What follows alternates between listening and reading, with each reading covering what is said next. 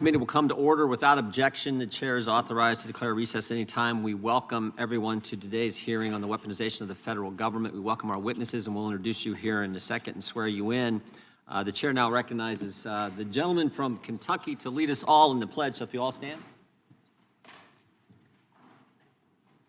I pledge allegiance to the flag of the United States of America and to the republic for which it stands, one nation, under God, indivisible, with liberty and justice. Justice for all. We appreciate the enthusiasm. We will now begin today's hearing with opening statements. I'll start with the chair. One of the most egregious forms of the weaponization that this subcommittee has worked to expose is the coercion of social media companies by the federal government. And we wouldn't know anything that we know today. We wouldn't have learned and had the reports we've had without the work of Matt Taibbi, Michael Shellenberger, Barry Weiss, and other journalists who wrote the Twitter files and first exposed these efforts. Their important work was first made possible because of Elon Musk's purchase of Twitter and his commitment to free speech. The path for getting this information, the path for getting this information out has not been easy. Finding the truth never is. Instead, we were obstructed at almost every turn, and many of the people who sought to help us expose the censorship industrial complex, as Mr. Taibbi and Mr. Shellenberger have, I think, appropriately labeled it, have been targeted. On December 10th of 2022, after the first Twitter files came out, Mr. Musk tweeted that Twitter is, quote, that Twitter is both a social media company and a crime scene. 3 days later, the Federal Trade Commission sent Elon Musk a letter demanding to know the identity of the Twitter files' authors and inundated the company with harassing requests for information. Literally 3 days after. Named 4 journalists by name.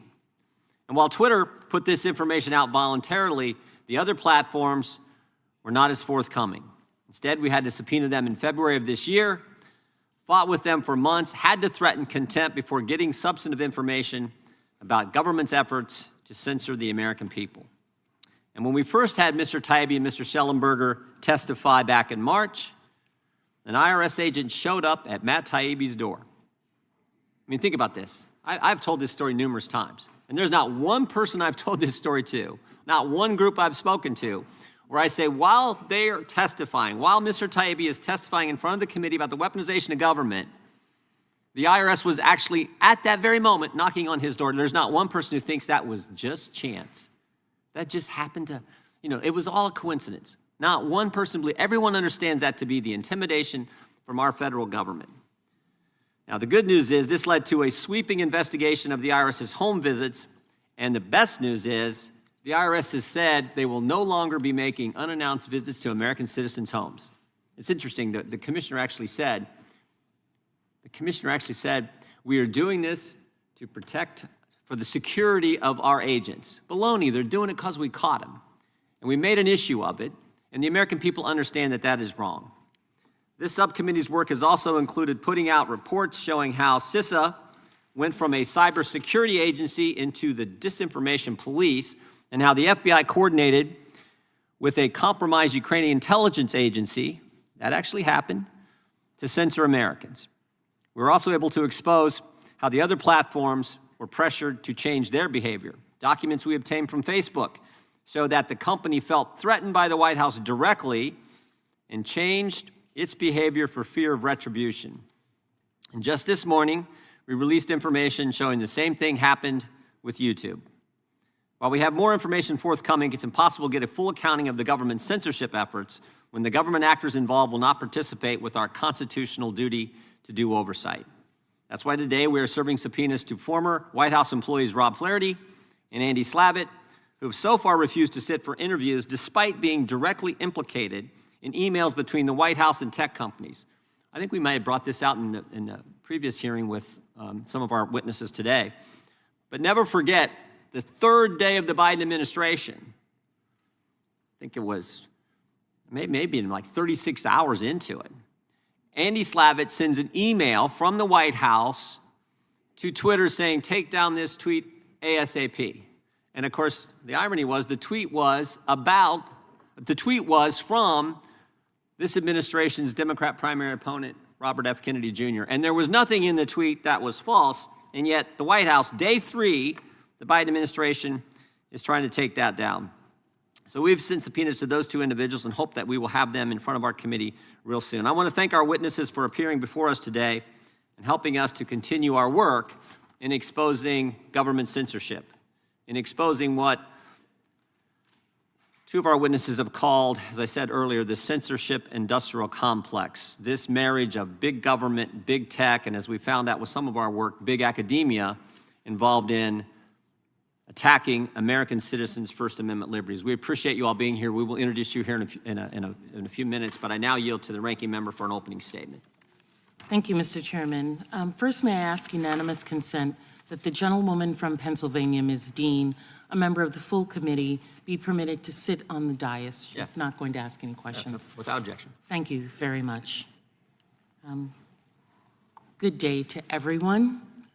Every day, the American people share with members of Congress, social media friends, family, and anyone who will listen that they live largely in fear for their future.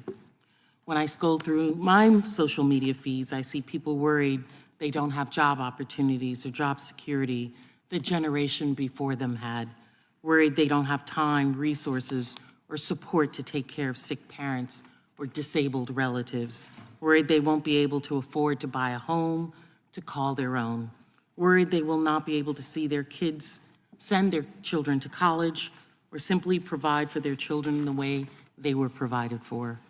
I see Americans are concerned. I see parents concerned that schools are becoming unsafe for their children. I see Americans are concerned that rights are being taken away. Americans concerned that their vote might be discounted or may not even be able to cast a vote. In the discussion of the weaponization of the federal government, the majority has acknowledged the fact, in this discussion of the weaponization of government, one of the things that I've requested that we look into is the IRS audits of working class people and people of color, which are far, far at a higher rate than millionaires and billionaires, or a discussion in a hearing of actions by the former President Donald Trump and what he has said he will do to weaponize our government if reelected. However, we're not having a hearing about those topics. We're not having discussions. Congress is not engaged in making any headway on those things that Americans are most concerned with. Today, we're having a hearing with witnesses on the Republican side, 2 of whom we've already heard from.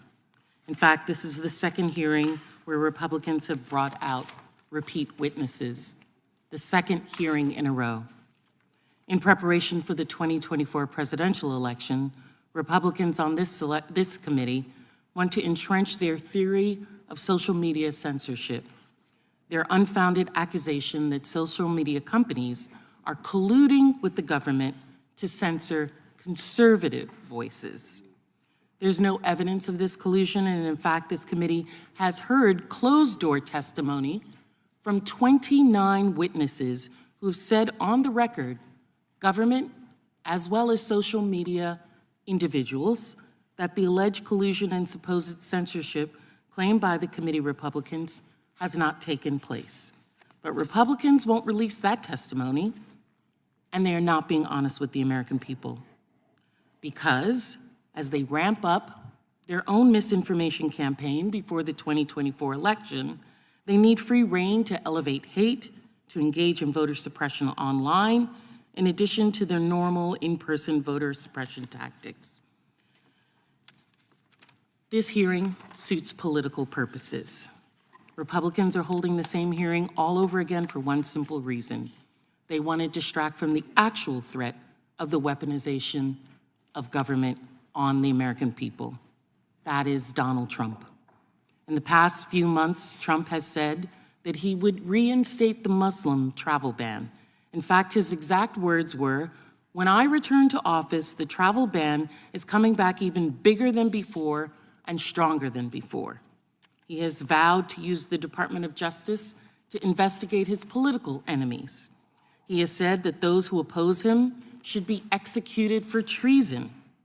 He has called his political opponents cockroaches, vermin, said that immigrants are poisoning American society.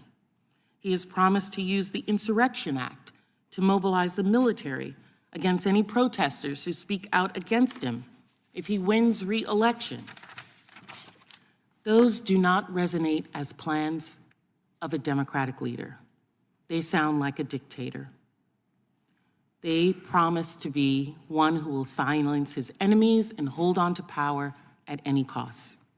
As the first branch of government, it is our job to be a check on that kind of undemocratic, unstable rhetoric in this republic.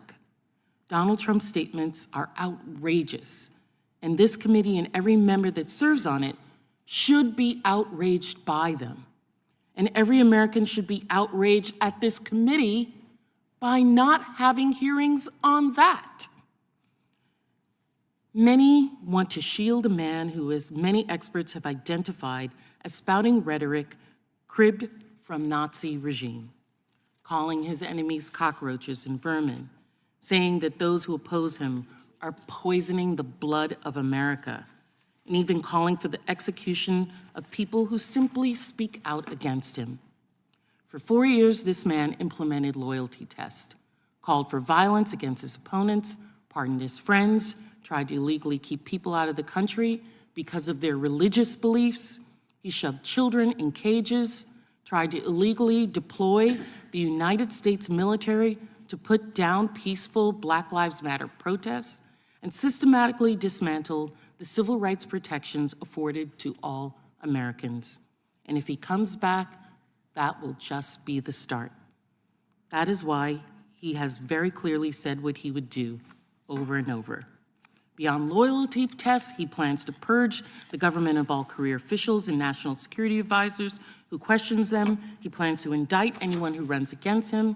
He plans to silence protesters with the use of military force. He plans to make this country his, not the Americans' people. These plans will not just impact those who work in government. His plans are going to undermine the safety of every American when he appoints national security officials because they are loyal to him, not because they understand national security. They're going to impact people in areas that need support if he feels that they didn't vote against him.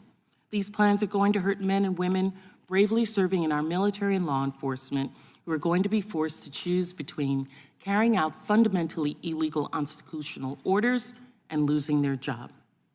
Today we have Ms. Troye before us as a witness who has bravely spoken out to tell the world how Trump's White House had a culture of fear, how he had dictator-like tweets and statements, how he incited his followers to violence, and how he orchestrated detailed plans to spin his conspiracies into action by his followers. And she can say this with authority because she was there. She is a Republican who was in the Trump administration. When she says he means what he says, or that he will do everything in his power to make his dangerous promises come true, she speaks from experience. To use the words of the former United States Poet Laureate, Dr. Maya Angelou, when people show you who they are, believe them the first time. And Ms. Troye, I want to apologize in advance for any attacks made against you today, which I'm sure will come, or afterwards. I want to thank you for your bravery coming forward and testifying today and speaking truth at all times, to be worried more about America than you are about winning. I yield back. Gentlelady yields back without objection. All other opening statements will be included in the record. We will now introduce today's witnesses. Mr. Matt Taibbi is a journalist and author. He's one of the authors of the Twitter Files, previously worked for Rolling Stone. He also has written several books about American politics and culture. He won the Izzy Award for Independent Journalism in 2020 and the Dow Prize from the National Journalism Center for his work on the Twitter Files. Appreciate you being here today, Mr. Taibbi. Mr. Michael Shellenberger is also a journalist, author, and one of the authors of the Twitter Files. He has co-founded several nonprofits, including the Breakthrough Institute, Environmental Progress, and the California Peace Coalition. His work often focuses on crime and drug policy, homelessness, and the climate. Mr. Shellenberger has also won the Dow Prize and was named a Hero of the Environment by Time Magazine in 2008. We welcome Mr. Shellenberger as well. Ms. Rupa Subramanya, pretty close, I think. Ms. Subramanya is a journalist for the Free Press. She is based in Canada and has lived or worked in India, the Middle East, Europe, and Asia. Her work has previously appeared in the Wall Street Journal and Foreign Policy, and she has been cited in the Financial Times and the New York Times. And we welcome you as well. Ms. Olivia Troye, who the ranking member just mentioned and talked about, is a former national security official, having served at the Department of Homeland Security, in the intelligence community, and at the Department of Defense. She served as Homeland Security and Counterterrorism Advisor to Vice President Mike Pence, and we welcome you as well. We will now begin by swearing you in. Would you all please stand, raise your right hand. Do you swear or affirm under penalty of perjury that the testimony you're about to give is true and correct to the best of your knowledge, information, and belief, so help you God? Let the record show that each of the witnesses has answered in the affirmative. You can be seated. Thank you.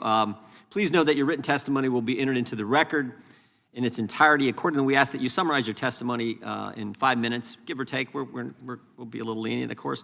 The microphone in front of you has a clock and a series of lights, and you know how this works: red, green, yellow. It gets to yellow, start winding it down. Gets to red, then you got a little extra time, and then we'll stop. But we'll be lenient with that. Let's start with Mr. Shellenberger. Let's start with Mr. Shellenberger. We'll work right down the line. So, Mr. Shellenberger, you're recognized for 5 minutes. Thank you very much, Chairman Jordan, Ranking Member Plaskett, and members of the subcommittee. Thank you for inviting my testimony.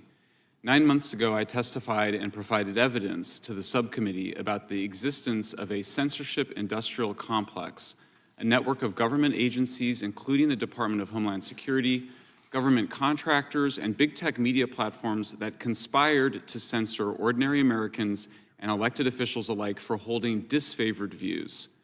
I regret to inform the subcommittee today that the scope, power, and law-breaking of the censorship industrial complex are even worse than we had realized back in March. 2 days ago, my colleagues and I published the first batch of internal files from the Cyber Threat Intelligence League, which show US and UK military contractors working in 2019 and 2020 to both censor and turn sophisticated psychological operations and disinformation tactics developed abroad against the American people. Many insist that all that we identified in the Twitter files, the Facebook files, and the CTI files were legal activities by social media platforms to take down content that violated the terms of service. Facebook, X, formerly Twitter, and other big tech companies are privately owned, people point out, and free to censor content. And government officials are free to point out wrong information, they argue. But the First Amendment prohibits the government from abridging freedom of speech. The Supreme Court has ruled that the government may not induce, encourage, or promote private persons to accomplish what is constitutionally forbidden to accomplish, and there's now a large body of evidence proving that the government did precisely that. What's more, the whistleblower who delivered the CTIL files to us says that its leader, a quote-unquote former British intelligence analyst, was quote-unquote in the room at the Obama White House in 2017 when she received the instructions to create a counter-disinformation project to, quote, stop a repeat of 2016. The U.S. Department of Homeland Security's Cybersecurity and Information Security Agency, CISA, has been the center of gravity for much of the censorship, with the National Science Foundation financing the development of censorship and disinformation tools and other federal government agencies playing a supportive role. Emails from CISA's NGO and social media partners show that CISA created the Election Integrity Partnership, EIP, in 2020, which involved the Stanford Internet Observatory and other US government contractors. EIP and its successor, the Virality Project, urged Twitter, Facebook, and other platforms to censor social media posts by ordinary citizens and elected officials alike. EIP reported that they had a 75% response rate from the platforms and that 35% of the URLs that they reported were either removed, labeled, or throttled or soft blocked. In 2020, the Department of Homeland Security, CISA, violated the First Amendment and interfered in the election, while in 2021, CISA and the White House violated the First Amendment and undermined America's response to the COVID pandemic by demanding that Facebook and Twitter censor content that Facebook itself said was quote unquote often true, including about vaccine side effects. All of this is profoundly un-American. One's commitment to free speech means nothing if it does not extend to your political enemies. In his essential new book, Liar in a Crowded Theater, Jeff Kosef, a law professor at the United States Naval Academy, shows that the widespread view that the government can censor false speech and/or speech that quote-unquote causes harm is mostly wrong. The Supreme Court has allowed very few constraints on speech. For example, the test of incitement to violence remains its immediacy. I encourage Congress to defund and dismantle the government organizations involved in censorship. That includes phasing out all funding for the National Science Foundation's Track F, Trust and Authenticity in Communication Systems, and its Secure and Trustworthy Cyberspace track. I would also encourage Congress to abolish CISA in DHS. Short of taking those steps, I would encourage significant guardrails and oversight to prevent such censorship from happening again. In particular, it's very easy to see the line in CISA. They say they're covering physical security, cybersecurity, but they added a third one, cognitive security, which is basically attempting to control the information environment and how people think about the world, including the stories that they tell. Finally, I would encourage Congress to consider making Section 230 liability protections contingent upon social media platforms known in the law as interactive computer services to allow adult users to moderate our own legal content through filters that we choose and whose algorithms are transparent to all of us. I would encourage Congress to prohibit government officials from asking the platforms to remove content, which the Supreme Court may or may not rule unconstitutional next year when it decides on the Missouri v. Biden case. Should the court somehow decide that the government requests for censorship are constitutional, then I would urge Congress to require such requests to be reported publicly, instantaneously, so that such censorship demands occur in plain sight. Thank you very much for hearing my testimony. Thank you, Mr. Shellenberger. Mr. Taibbi, you're recognized for 5 minutes. Thank you very much. Make sure you got the mic on there. Thank you, Chairman Jordan. Hit the mic there if you could. Just hit the button there. There we go. Right, sir. Sorry about that. Thank you, Chairman Jordan, Ranking Member Plaskett, and members of the committee for giving us the opportunity to speak today. Exactly 1 year ago today, I had my first look at the documents that came to be known as the Twitter files. We've learned a lot since then. When Michael and I testified before the good people of this committee in March, we both talked about how this isn't a partisan issue at all, despite the fact that it's been repeatedly described as a right-wing conspiracy theory or a right-wing fantasy. We found evidence of suppression of movements on both sides, including leftist movements like the Yellow Vests, parties like the Green Party, organizations like Consortium Magazine. Just this week, Michael and I reported on the group that he talked about, the CTI League, and in those documents we found evidence of monitoring groups like the Democratic Socialists of America, hashtags like Healthcare for All. The nature of censorship programs is that they tend to expand in all directions, and these programs already have.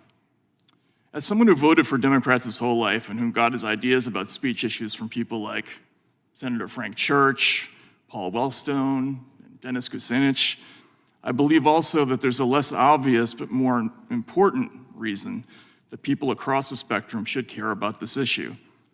And the former executive director of the ACLU, Ira Glasser, once explained to a group of students why he didn't support hate speech codes on campuses. The problem, he said, wasn't the speech. The problem was, quote, who gets to decide what's hateful? Who gets to decide what to ban? Because, quote, most of the time, it ain't you.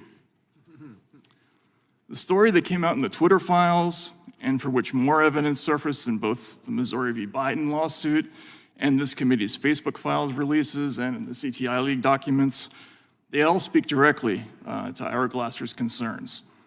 There's been a dramatic shift in attitudes about speech in this country, and many politicians now clearly believe the bulk of Americans can't be trusted to digest information on their own. This mindset imagines that if we see one clip from RT, we'll stop being patriots, that once exposed to hate speech, we'll become bigots ourselves automatically, that if we read even one Donald Trump tweet, we'll become insurrectionists. Having come to this conclusion, the government agencies like the DHS and the FBI and the quasi-private agencies who do anti-disinformation work have taken upon themselves the paternalistic responsibility to sort out for us what is and is not safe. While they see great danger in allowing others to read controversial material, it's taken for granted that they themselves will be immune to the dangers of speech. This leads to the one inescapable question about these new anti-disinformation programs that is never discussed but needs to be. Who does this work? Stanford's Election Integrity Project helpfully made a graphic showing the quote-unquote external stakeholders involved in their content review operation. It showed 4 columns: government, civil society, platforms, and media. There's one group that's conspicuously absent from that list: people, ordinary people. Whether America continues the informal sub-rosa censorship system we've seen in the Twitter files or the Facebook files, or whether it formally adopts something like Europe's draconian New Digital Services Act, it's already abundantly clear who won't be involved in this kind of work. There'll be no dock workers doing content flagging, no poor people from inner city neighborhoods, no single moms pulling multiple waitressing jobs, no immigrant store owners or Uber drivers. These programs will always feature a tiny, rarefied sliver of affluent, professional class Americans censoring a huge and ever-expanding pool of everyone else. Take away the highfalutin talk about countering hate and reducing harm, and anti-disinformation is just a bluntly elitist gatekeeping exercise. If you prefer to think in progressive terms, it's class war. If one small demographic over here has broad control over the whole speech landscape, and a great big one over there has no control whatsoever, it follows that one of those groups will end up with more political power than the other. Which one is the winner? To paraphrase our Glasser, it probably ain't yours. It isn't just one side or the other that will lose if these programs are allowed to continue. It's pretty much everyone, which is why these programs must be defunded before it's too late. Thank you very much. Thank you, Ms. Taibbi. Well done. Ms. Subramanya, you are recognized now for 5 minutes.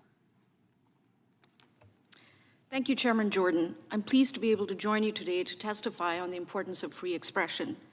I'd like all of you to think of me as a time traveler from the not-too-distant future, coming back to the present to offer you a glimpse of what could lie ahead for America. I live in a time in which, in the name of fairness, you can't share the stories you write for my news publication on social media. I live in a time in which, in the name of the common good, you can be kicked out of your bank and online payment system simply for expressing the wrong political views.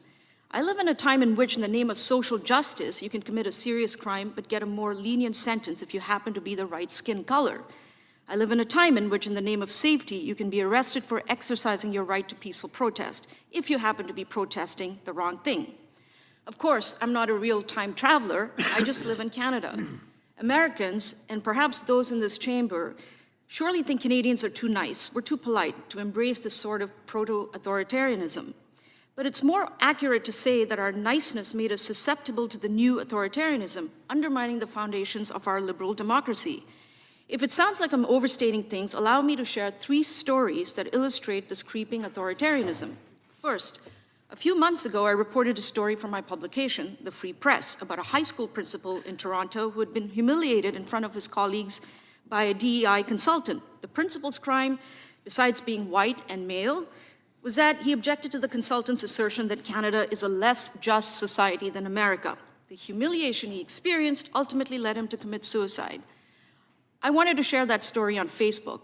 When I tried to, I was barred from posting it. I received a message that stated, in response to Canadian government legislation, news content can't be shared.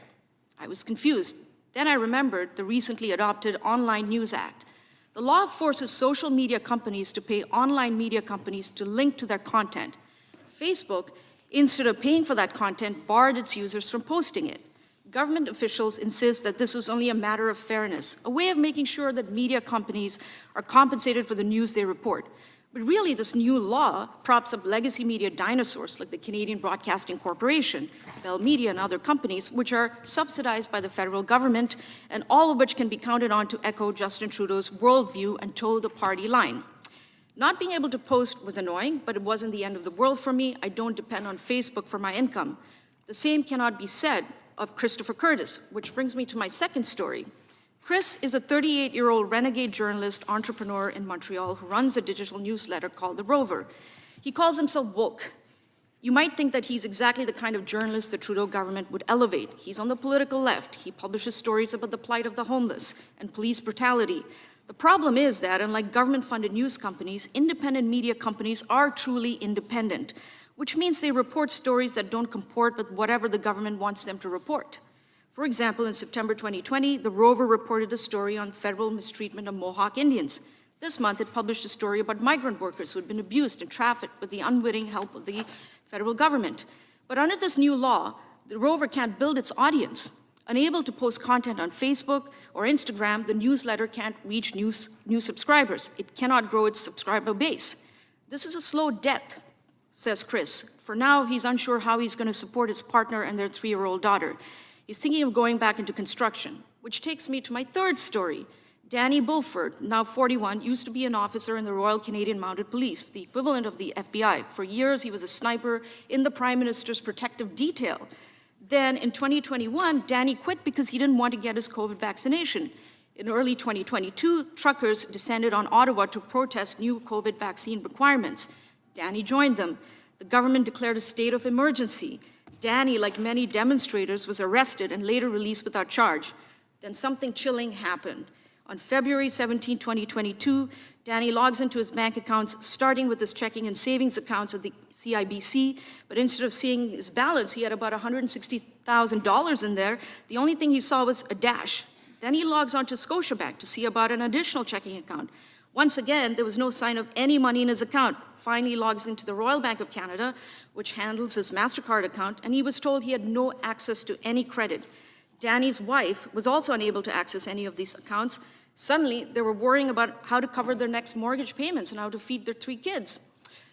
That is what it means to be debanked. Debanking has been one of the Trudeau government's weapon of choice. Since 2018, it has frozen the accounts of more than 800 Canadians who did things it didn't approve of, including those of 280 who took part in the truckers' protest, which the government regarded as illegitimate.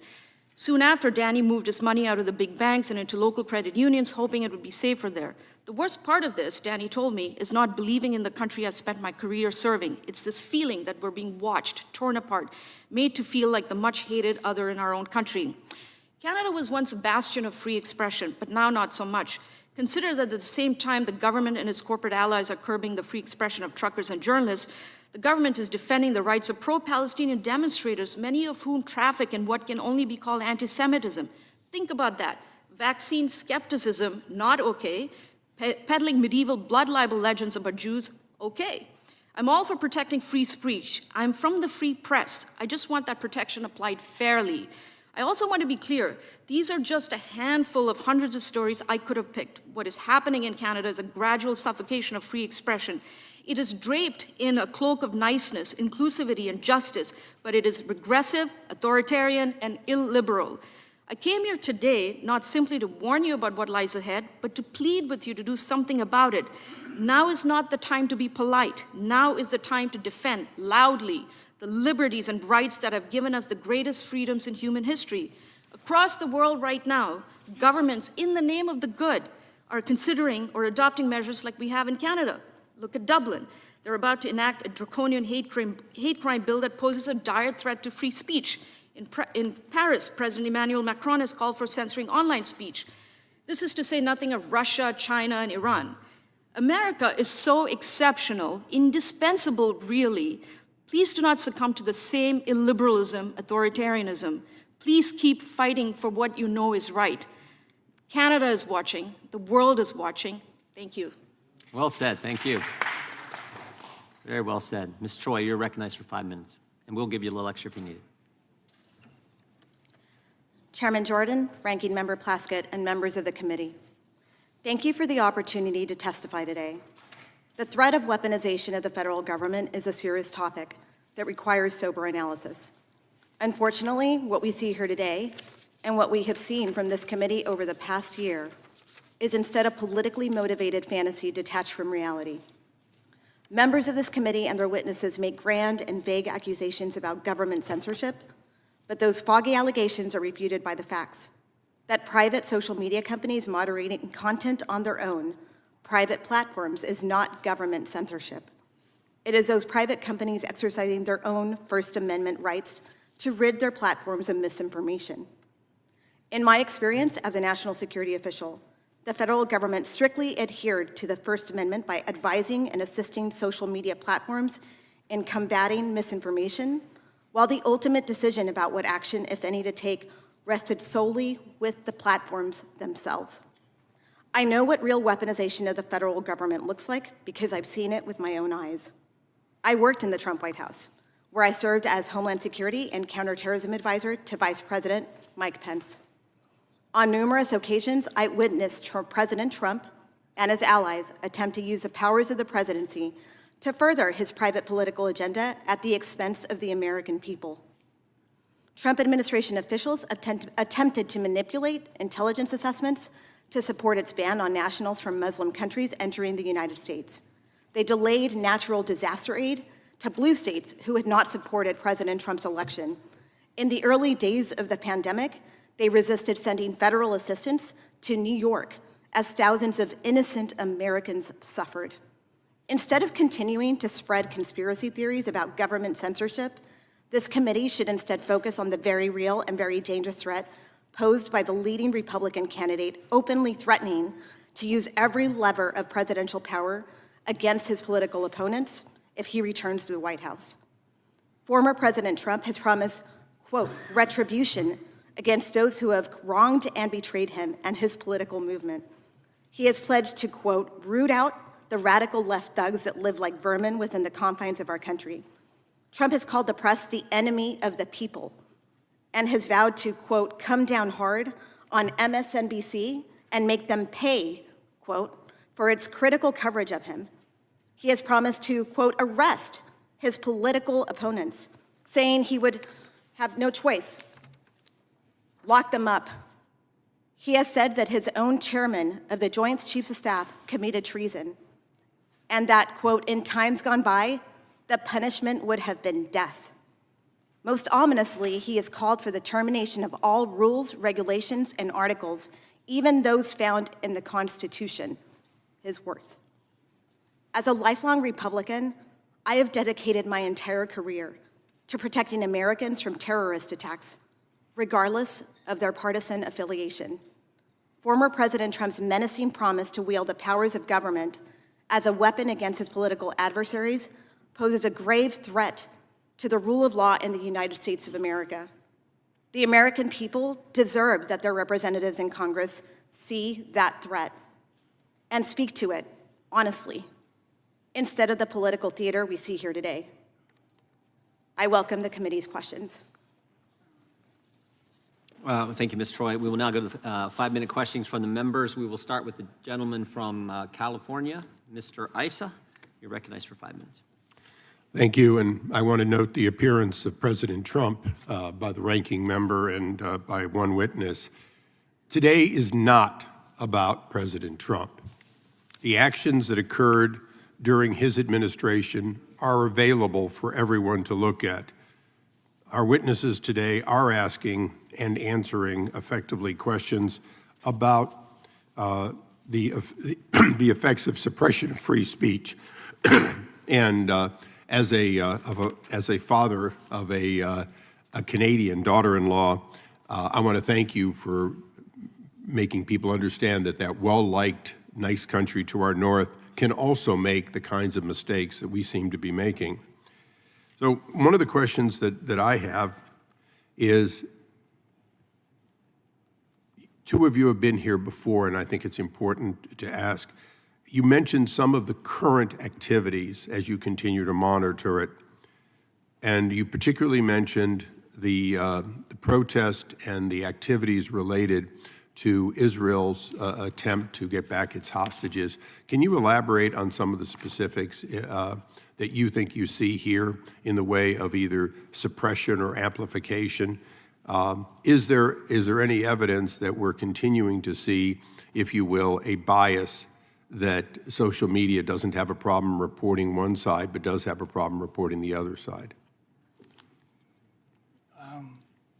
I know it's a tough question. Yeah. I mean, we've certainly, I mean, I think we've all seen calls for, I mean, I think to Matt's point that this is not a partisan issue, that we should all, that the test of your commitment to free speech is that you would like to see the speech that you really despise protected and that you would defend it. And I think we've seen calls for censoring pro-Palestine, pro-Hamas speech and have been disturbed by that, and Rupa has described that, and we've also seen calls for censorship of the other side. We've seen misinformation spread on all sides. So I think that what you're hearing from us is a general call that everybody needs to just calm down and remember that this country's greatness is really founded on that protection for that kind of, that protection of speech that we all might consider to be hateful. I always remind people that, you know, some of the most important court decisions by the Supreme Court were protecting the speech of neo-Nazis in the Brandenburg decision, in the decision in Skokie. If we can tolerate neo-Nazis marching through neighborhoods of Holocaust survivors, certainly I think we're capable of tolerating people defending violent attacks. And that brings us to a question. As we bring you back here and some new witnesses, do we have a challenge in America that we're constantly looking at what should be censored, rather than how do we get more free speech so that the counter opinions are heard as loudly as those who yell and are heard the first time? Well, first of all, thank you for the question. I think it's important to remember that the First Amendment not only guarantees people the right to speak and voice their opinions, but it also guarantees the right of all of us to hear those opinions. That's a crucial element of the promise. So that goes to a follow-up. If that's the case, your suggestion about a instantaneous and transparent unveiling of any and all reduction, throttling, et cetera, let's assume for a moment it's technically possible quickly. It's certainly possible, but let's just say it was technically possible quickly. We're a legislative body. Do you believe it's appropriate for us in a Transparency Act to mandate that this happen so that we no longer have the kind of things that happened to the chairman, where he simply was systematically throttled so that he wasn't censored, he simply wasn't heard very loudly? If we had had that, do you believe that it would have changed the outcome, and should Congress look at mandating it? I can say something about that. Yeah, sure. Yeah, I mean, I strongly support transparency. You know, if you require, for example, that government officials or people supported by the government, such as this EIP or VP group, and by the way, just to give you some quotes. Well, you mean what the ranking member described as legitimate, suggestions, and it was independent. Right. Isn't that always the defense, though, is that we didn't make the decision and the other guy didn't make the decision, it just happened? Right. I'm down to just a few seconds, and I do want to thank our Canadian for pointing out that we are about one step away from defunding here in the United States bank accounts.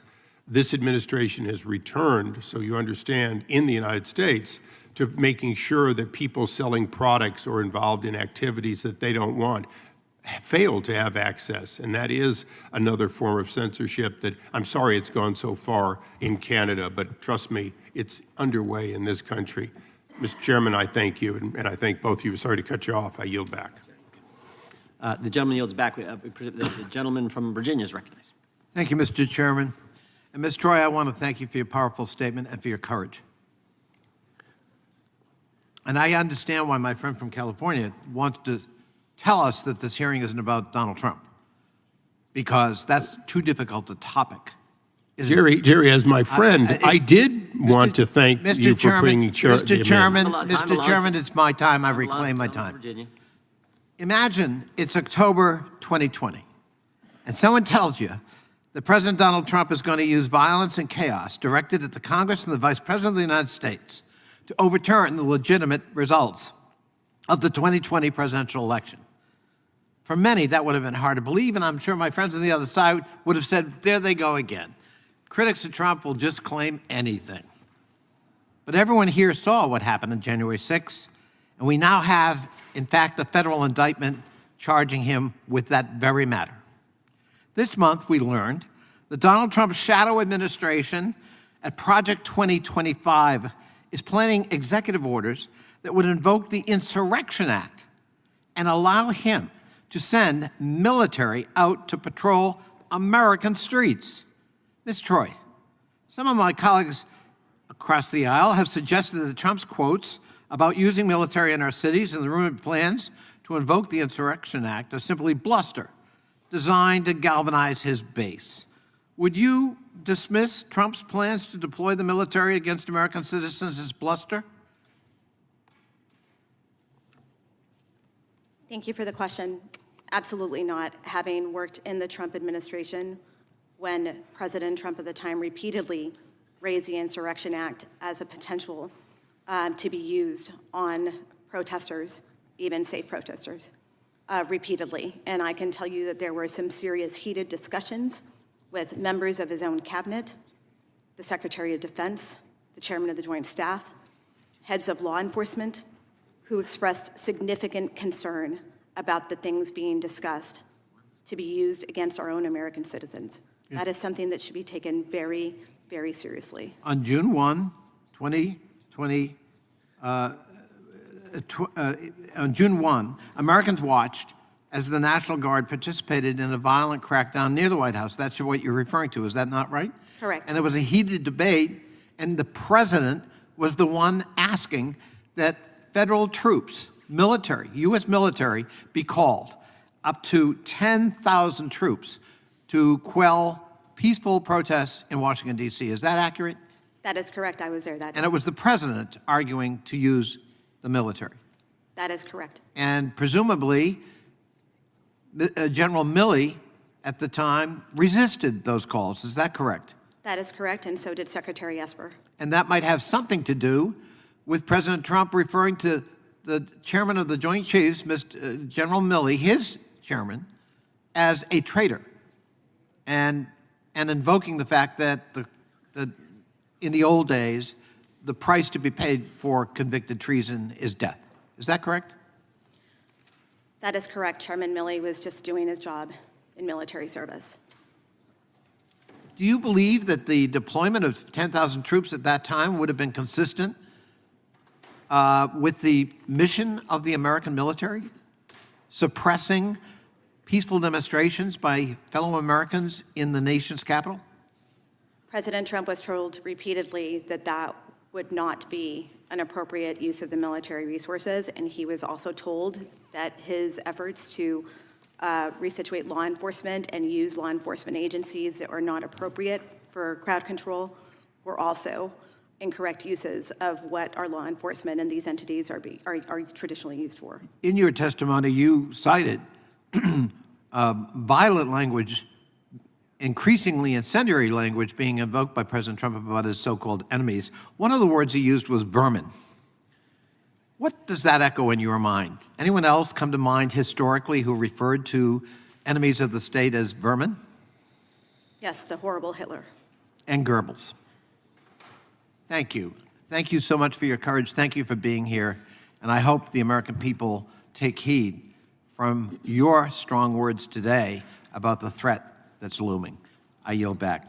Gentleman yields back. Chair recognizes the gentleman from Kentucky for 5 minutes. Thank the chairman. Ms. Troye, you stated in your opening statement that this committee was indulging in fantasy detached from reality, that members of this committee and their witnesses make grand and vague accusations about government censorship, and that we are spreading conspiracy theories about government censorship. Would one of those conspiracy theories be that government-funded agencies were flagging and trying to censor official congressional accounts on social media? Are you denying that that occurred? I would have no knowledge of that. I'm not aware of that happening. Well, we're going to make you aware of that right now. Mr. Shellenberger, can Can you speak to this tweet? I saw that you flagged this in one of your recent articles on Substack. Can you tell us why this tweet brought attention in your article? Yeah, because that was one of the tweets that that the Virality Project at Stanford Institute Internet Observatory had flagged to Twitter as misinformation, and that I believe it was labeled or censored in some other way. So it was the Stanford Virality Project, that is funded by the government, is it not? Yes, it is. And so their purpose, ostensibly, is to stop misinformation, malinformation, and to flag things they say that might be against the terms of service of the social media companies. Is that correct? Yeah, that's right. Ms. Troye, is there any reason you think that this should have been flagged? Depends on whether you're spreading inaccurate information. Well, it references a study Seem to from do that Israel, a often. published study from Israel, and the tweet just restates the title of the study. Does it Up to the trouble social you media that? companies to review their policies? It's an internal choice. Yeah, are you going to sit here and maintain that it's a conspiracy theory that this occurred? We have the documents. Mr. Shellenberger has the documents that showed that this occurred. Well, then it was flagged for a reason. What's the reason? Is there ever a good reason to censor a member of Congress? This is my official account. This is not a personal account. This is not a campaign account. This is my communication with my constituents. By the way, I bring this up not to claim that members of Congress have more right to free speech than the general public. In fact, I don't even think the press or the media has more rights to the First Amendment than the general public. The general public has the same rights that we have. And I bring this up to show, number one, that your testimony is false. But number two, if they can do this to a member of Congress's official account, they can do it to anybody. Now I want to move on to the origins of these programs. Mr. Shellenberger, can you tell us about the Cyber Threat Intelligence League? Was this just a group of vigilantes, concerned citizens?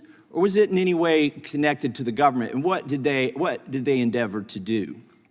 Yeah, this was, so first of all, it's a pretty ludicrous founding, which was that this is a group of, it was Israeli, so-called former Israeli intelligence, former British intelligence, also working at Microsoft, and others who basically said, we're going to volunteer our services. These are some of the world's greatest so-called cybersecurity professionals, volunteering their services to multi-billion-dollar hospital and healthcare organizations whose own IT organizations spend millions of dollars a year on cybersecurity, supposedly volunteering this. This was the premise of the whole thing. It then created this third part that I mentioned. They had physical security, cybersecurity, they added cognitive security, and the people that did that were 2 UK and US military contractors. This was one of the most sophisticated disinformation operations that I've ever seen. I've been involved in progressive causes for over 30 years. I've never seen anything so organized, anything that was so focused on a particular goal and that had so many people that came from military and intelligence organizations. It gave me the creeps just reading about it. And in the documents, is it true that they used their agency seals, FBI, CISA, when they were communicating with each other? That's right, and the whistleblower provided screenshots of Slack conversations that included officials from DHS, Facebook, and the CTIL League. So it would be hard for somebody to claim that these folks weren't agents of the government or acting in coordination with the government or using things that they learned in their government. Were some of them still employed by the U.S. government when they were undertaking this? Yes, Pablo Brewer was working for the U.S. Navy at the time, and many of the others were claiming to be volunteering their time even while working their day jobs for the government. I thank you, Mr. Chairman. I yield back. Gentleman yields back. Gentleman from Massachusetts is recognized for 5. Thank you, Mr. Chairman. Mr. Chairman, there's a term in behavioral science called the weaponization of incompetence. That is, it refers to the tactic of employing deliberate or feigned ineptitude or stupidity in order to avoid an unwanted task or responsibility. And I dare say that is what the Republican leadership is involved in this committee. This is the last hearing, even though this this subcommittee was launched with great fanfare. We have not had a hearing in this subcommittee, this select subcommittee, since July. And not only has so much time passed, but at today's hearing, we bring back the same two witnesses that we heard back in July. Actually, Mr. Shellenberger mentioned 9 months ago that he had been here. And so I'm just cognizant of the fact that this is an investigation of the federal government, right? The federal government. That's who we're supposed to be investigating. We have 4.3 million federal employees. We have 2 million retirees, all of whom would be available to come here and testify about their experience for these allegations of weaponization of the federal government. And yet, we bring back the same two witnesses we had many months ago, and we bring back, by her own description, a time traveler from Canada. I love Canada, by the way. And if this was a hearing on the Canadian government, I would have Canadians lined up out in the hallway, ready to testify. But the only witness here that actually experienced in the federal government and could testify to that is Ms. Troye, and I'm very thankful for her testimony. You know, I'm old enough to remember Republicans who knew what they were doing, and I miss them. I'm old enough to remember a Republican president who stood up to Russian dictators, not suck up to Russian dictators. American presidents, Republicans, who told Mr. Gorbachev, take down this wall, stood up for democracy, defended our democratic allies in Europe, didn't look for excuses that, well, the money's not in the budget, so we can't defend Europe. And that's what I see here today. Ms. Troye, the effect of incompetence in government at extreme levels, is that not itself a threat to national security? Yes, it absolutely is. So in our government, we recently spent 22 days without a Speaker of the House due to infighting, and we went through multiple candidates. It was like an episode of one of those reality shows. We had another candidate, and the only reason the recent Speaker got elected is because he had the distinct quality that no one really knew him. And so he was chosen as our next Speaker.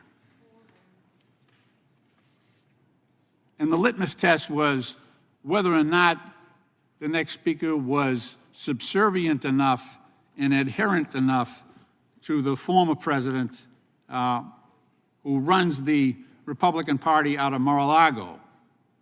But that's not all. In June, the House Republican leadership brought us to the verge of a catastrophic default on our national debt, one that leading economists warned would be a first in American history and undermine the full faith and credit of the United States government and lead to a global economic meltdown. So now we're facing a war in Europe, a war in the Middle East. We're facing a looming shutdown again of the United States government, and we're dealing with the weaponization of the deep state, which seems pretty shallow at this point, with the paucity of witnesses that the Republican majority has produced. I hope at some point we get back to the business that America that sent us here to do. This is not it.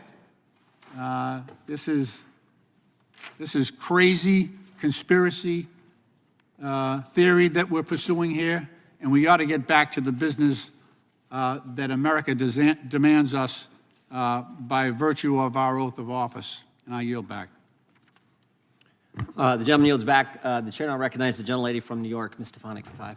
Thank you, Mr. Chairman. It has been almost 1 year since the first bombshell Twitter files. Looking back now, and my questions are for Mr. Taibbi and Mr. Shellenberger, what was the most alarming thing that you came across during your review of internal Twitter documents? And I have a number of follow-up questions, so keep it short. Sure. Thank you for the question. I think the most alarming thing that we saw was the regular stream, organized stream of communication between the FBI, the Department of Homeland Security, and the largest tech companies in the country. They had an organized system for flagging content, not occasionally, but in enormous numbers, involving spreadsheets of accounts that ran to the hundreds and thousands. And this was shocking to us, and to the Congressman's point, this isn't crazy conspiracy theory. We've already had 4 federal judges rule that they believe this activity violates the First Amendment. This is quite serious. We didn't know whether it was against the law, but we certainly thought it was shocking enough to be in the public interest, and that for me was the most serious thing. Yeah, for me, it was seeing the so-called former FBI officials within Twitter and working with and other groups, including this Aspen Institute, participating in an effort to so-called pre-bunk the Hunter Biden laptop before it was ever published in the New York Post, and then to get it censored by Twitter in violation of Twitter's own terms of service, whose internal staff had concluded that the New York Post tweet had not violated their terms of service, and they censored it anyway. Mr. Schellenberg, I want to ask you further that revolving door between the FBI and Twitter, and I also want to ask about those third-party, essentially government proxies. You referenced the Aspen Institute. Can you delve deeper into both of those questions, both of those topics? Sure. It was the former general counsel of the FBI, Jim Baker, and the former deputy director of the FBI had both taken jobs at Twitter. There were so many FBI people at Twitter that they had their own internal group and their own little crib sheet to describe the difference between the terms that they use at the FBI versus at Twitter. CIA had it as well. Yeah, CIA as well had their own little internal group. And I'm sorry, what was the second question? The third-party proxies. Oh, like yeah. the Well, then the Aspen Aspen Institute, this was the weirdest thing. We discovered that Aspen Institute had created a workshop that it was attended by basically all of the major media, including as well as all the major social media platforms, to basically pre-bunk in advance the Hunter Biden laptop, even though it had not been, there was no evidence that it existed outside of the fact that the FBI knew that they had it because they got it in December 2019. So to have the Aspen Institute trying to persuade people not to cover the Hunter Biden laptop story in August and September of 2020 was quite chilling and disturbing to see. These content moderators at social media platforms like Twitter wield an enormous amount of power in terms of determining not only what Americans can say, but also what Americans can see.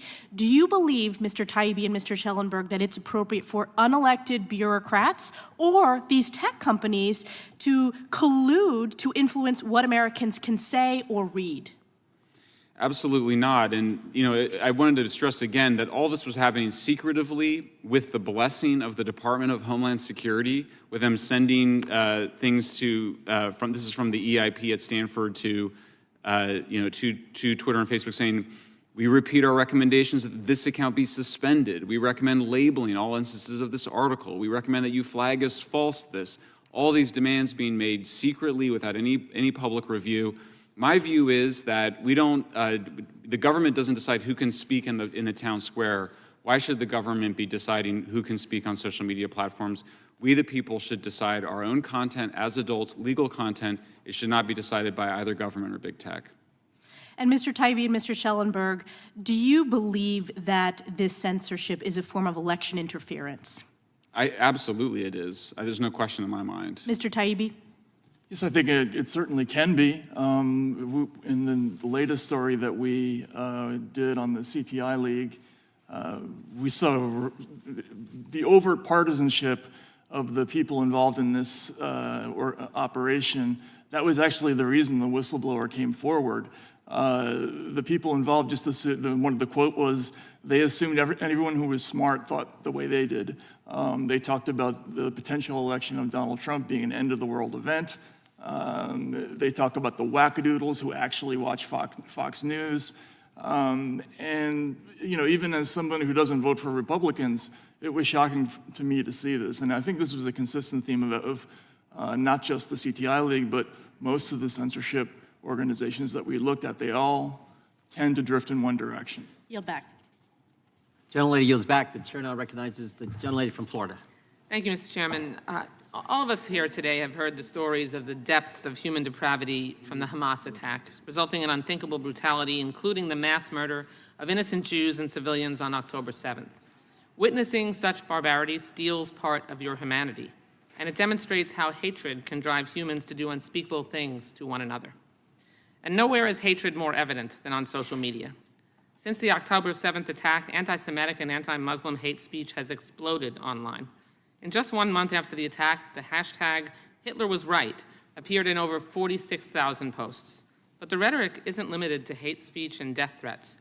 Jewish conspiracy theories and disinformation continually find safe harbor on social media platforms. Even the racist and anti-Semitic Great Replacement theory was recently amplified on Twitter/X by none other than its owner, Elon Musk, and the right-wing darling, Tucker Carlson. Terrorists use the platforms to terrorize target populations, and Hamas even used the personal accounts of hostages and victims to live stream their brutality to incite further violence. Mr. Taibbi, yes or no, should social media companies allow rape and murder to be live streamed by terrorists on their platforms in order to create fear and incite violence? I believe that would violate their terms of service, would it not? So your answer is no, it should not they should not be allowed to do that? Live stream rape and murder? No, Right. I think that would count as speech that would be prohibited under their terms of service. Good. You do have absolutist policies, but I do not have absolute. I do not have. Please don't interrupt me. You have absolute. I've asked your question. You answered it. You do have absolutist policies. At least they have some limits. But I think a Homeland Security official. With respect, Congresswoman, all journalists operate reclaiming under my time. limits. If a Homeland Security official echoed your opinion, you would call it censorship, but I'm glad that at least you acknowledge that rape and murder should not be allowed on social media platforms. Ms. Troye, I have the same question. Yes or no? Should social media companies take down brutal images of rape and murder live streamed by Hamas or similar groups like ISIS? I agree with Mr. No, Ms. Troye. Oh, Ms. Troye. Ms. Troye. You were looking at me, sorry. Sorry. Yeah, I believe they should follow their internal policies, and they should absolutely not leave content up like that. And I can tell you, as someone who worked on the Christchurch shooting, where that terrorist live streamed the attack, which was horrifying, horrific, we did have conversations. We had official meetings with social media as an international community to discuss terrorist use of the internet and this violent rhetoric on there and what it would lead to more potential violence. These conversations were done in conjunction with social media companies, and it was up to them on their policies to make their decision on whether that met the threshold. And that's exactly the point. Can you talk about, during your time at the Trump White House, did you experience situations where information shared on social media presented a national security concern? Yes, there were multiple times. I will also reference what happened at the El Paso Walmart shooting, where there was reference to the Great Replacement. That manifesto was posted on social media. That social media platform did not cooperate, that did not remove it, and I want to remind people that my aunt was in that Walmart when that shooting happened. And shifting gears, I want to ask about actual weaponization of the federal government, not the bogus red herrings that my Republican colleagues want to chase today, as you referenced in your opening statement. In your time on Trump's National Security Council, how were NSC staffers treated if they pushed back on so-called deep state narratives? Well, a lot of the time they were fired. And given what you saw on Trump's fresh threats to literally weaponize the government to attack his critics, what would a potential second term look like? I think that you would see many experts across U.S. government and the Intelligence Committee purged. There is currently a plan, Project 2025, that talks about exactly that. And I think that you would see a lot of the expertise be replaced by loyalists. And as a result of that, you would see a lot of damage to programs across the U.S. government that I want to remind people that all Americans utilize and need. There would be loyalists in charge of disaster relief aid, like I've mentioned, who would be making those decisions. Thank you. So making sure that we have social media companies that are able to communicate with the federal government to ensure that we protect people's lives and national security interests is critical. Mr. Chairman, we know social media companies fail to adequately moderate content, and this consistent failure spreads hate and deadly information. Hate online jumps off the screen and results in real-world acts of violence. Instead of focusing on real-world dangers, Republicans pillory public officials and academics who call out the companies who profit from the harm that they help cause. Then somehow they twist it into a narrative where conservatives are the victims, even as Trump revives Nixon's enemies list right in front of our eyes. It's time for Republicans to stop gaslighting Americans. And I yield back the balance of my time. Mr. Chairman, I have a unanimous consent motion. Gentleman's recognized. I'd ask unanimous consent to introduce a November 21, 2023 letter to Linda Yaccarino, CEO of X, and Elon Musk, owner of X, that was signed by 25 members of Congress expressing grave concern surrounding X's failure to abide by its own policies governing the promotion of misinformation and hateful, violent, and terroristic propaganda videos, and for using that those videos for profit. Without objection. Mr. Chairman, I have unanimous consent. Gentleman request. from Kentucky is recognized. Ask unanimous consent to submit for the record an article entitled CTIL Files Number 1, U.S. and U.K. military contractors created sweeping plan for global censorship in 2018. New documents show by Michael Shellenberger, Alex Gutentag, and Matt Taibbi, November 28, 2023. Yeah, without objection. The chair now recognizes the gentleman from Florida for 5 minutes. Thank you, Mr. Chairman. It's just absolutely fascinating to me how the folks on the left side of this dais are calling these things conspiracy theories when just through the Missouri v. Biden case, there is a treasure trove of actual evidence in a court proceeding, witness testimony, factual evidence that shows that all of this has been happening under the Biden administration and that there is true censorship from this White House into the American people. Mr. Shellenberger, I want to start with you. On November 2nd, 2023, you posted an article on your Substack entitled FBI and DHS Directors Mislead Congress About Censorship. In the post, you detail Senator Paul's recent questioning of DHS Secretary Mayorkas and FBI Director Wray regarding their respective departments' censorship activities. Notably, Secretary Mayorkas and Director Wray both testified that their agency personnel complied with the law and did not violate First Amendment rights by targeting constitutionally protected speech on social media platforms. Given what we have learned in recent months from the Missouri v. Biden case and your investigative reporting shining the light on the Cyber Threat Intelligence League, is it fair to say that Secretary Mayorkas and Director Wray lied to Congress when they told Senator Paul that their agency personnel did not target constitutionally protected speech? Yeah, I mean, I think it's fair to say that they misled Congress. I can't be sure of their intention, but they're wrong that those agencies weren't involved in demanding censorship by the social media platforms. And just briefly, like how were they involved in censoring speech? Well, I don't want to read your whole article, just... Oh, sure. I mean, FBI agents were directly flagging content to Twitter saying this appears to violate your terms of service. What about this? What about that? Same thing with DHS staff. And then, of course, DHS created the Election Integrity Partnership, which then became the Virality Project, which was in the process of demanding mass censorship of Americans. And based on them reaching out, a lot of these social media companies then acted on that, like the Hunter Biden laptop, all these different activities, correct? Yeah, absolutely. And you have to remember the context is that this was at a time when the social media companies were being threatened to lose their ability to operate, which is the Section 230. One of the most dramatic instances, which is in the Facebook files, is where the White House is demanding that Facebook censor content that they think could lead to people becoming hesitant to take the vaccine. Facebook responded and said that they were removing often true content of vaccine side effects. Your piece also notes that Director Wray acknowledged that the FBI has been forced to alter its coordination with social media companies to comply with the injunction issued by the Fifth Circuit Court of Appeals in Missouri v. Biden. Right. Would you agree that this is an acknowledgement that the FBI's prior censorship conduct does in fact violate the First Amendment rights of Americans? Absolutely. Mr. Chairman, I'd ask unanimous consent to enter into the record Mr. Shellenberger's Substack post from November 2nd, 2023. Unless Congress acts, will there be any consequences for these government officials who have actively supported censorship of certain viewpoints on social media? We all hope that the Supreme Court rules against these kinds of activities, consistent with its past precedents that the government cannot appoint somebody else to violate the law, and which is what was going on here. But I don't think we can rely on the Supreme Court. I do think Congress should established through Section 230 reform the requirement that we, the people, are allowed to moderate our own content by choosing our own filters, and that it should not be up to the big tech platforms. And if you don't want to have Section 230, then you can just be a publisher like Matt and I are, or the New York Times is. Well, and I've worked on Section 230 legislation. The chairman is working on that, and I think that's something that absolutely has to happen this Congress so that people get their freedom and their First Amendment rights back. It's clear to me that Congress must act and hold these government officials accountable. The censorship industrial complex, as you put it and Mr. Taibbi have dubbed it, is an existential threat to our First Amendment freedoms. Unless we come together to impose transparency and accountability measures to prevent the government from engaging in such behavior, this activity will unfortunately continue.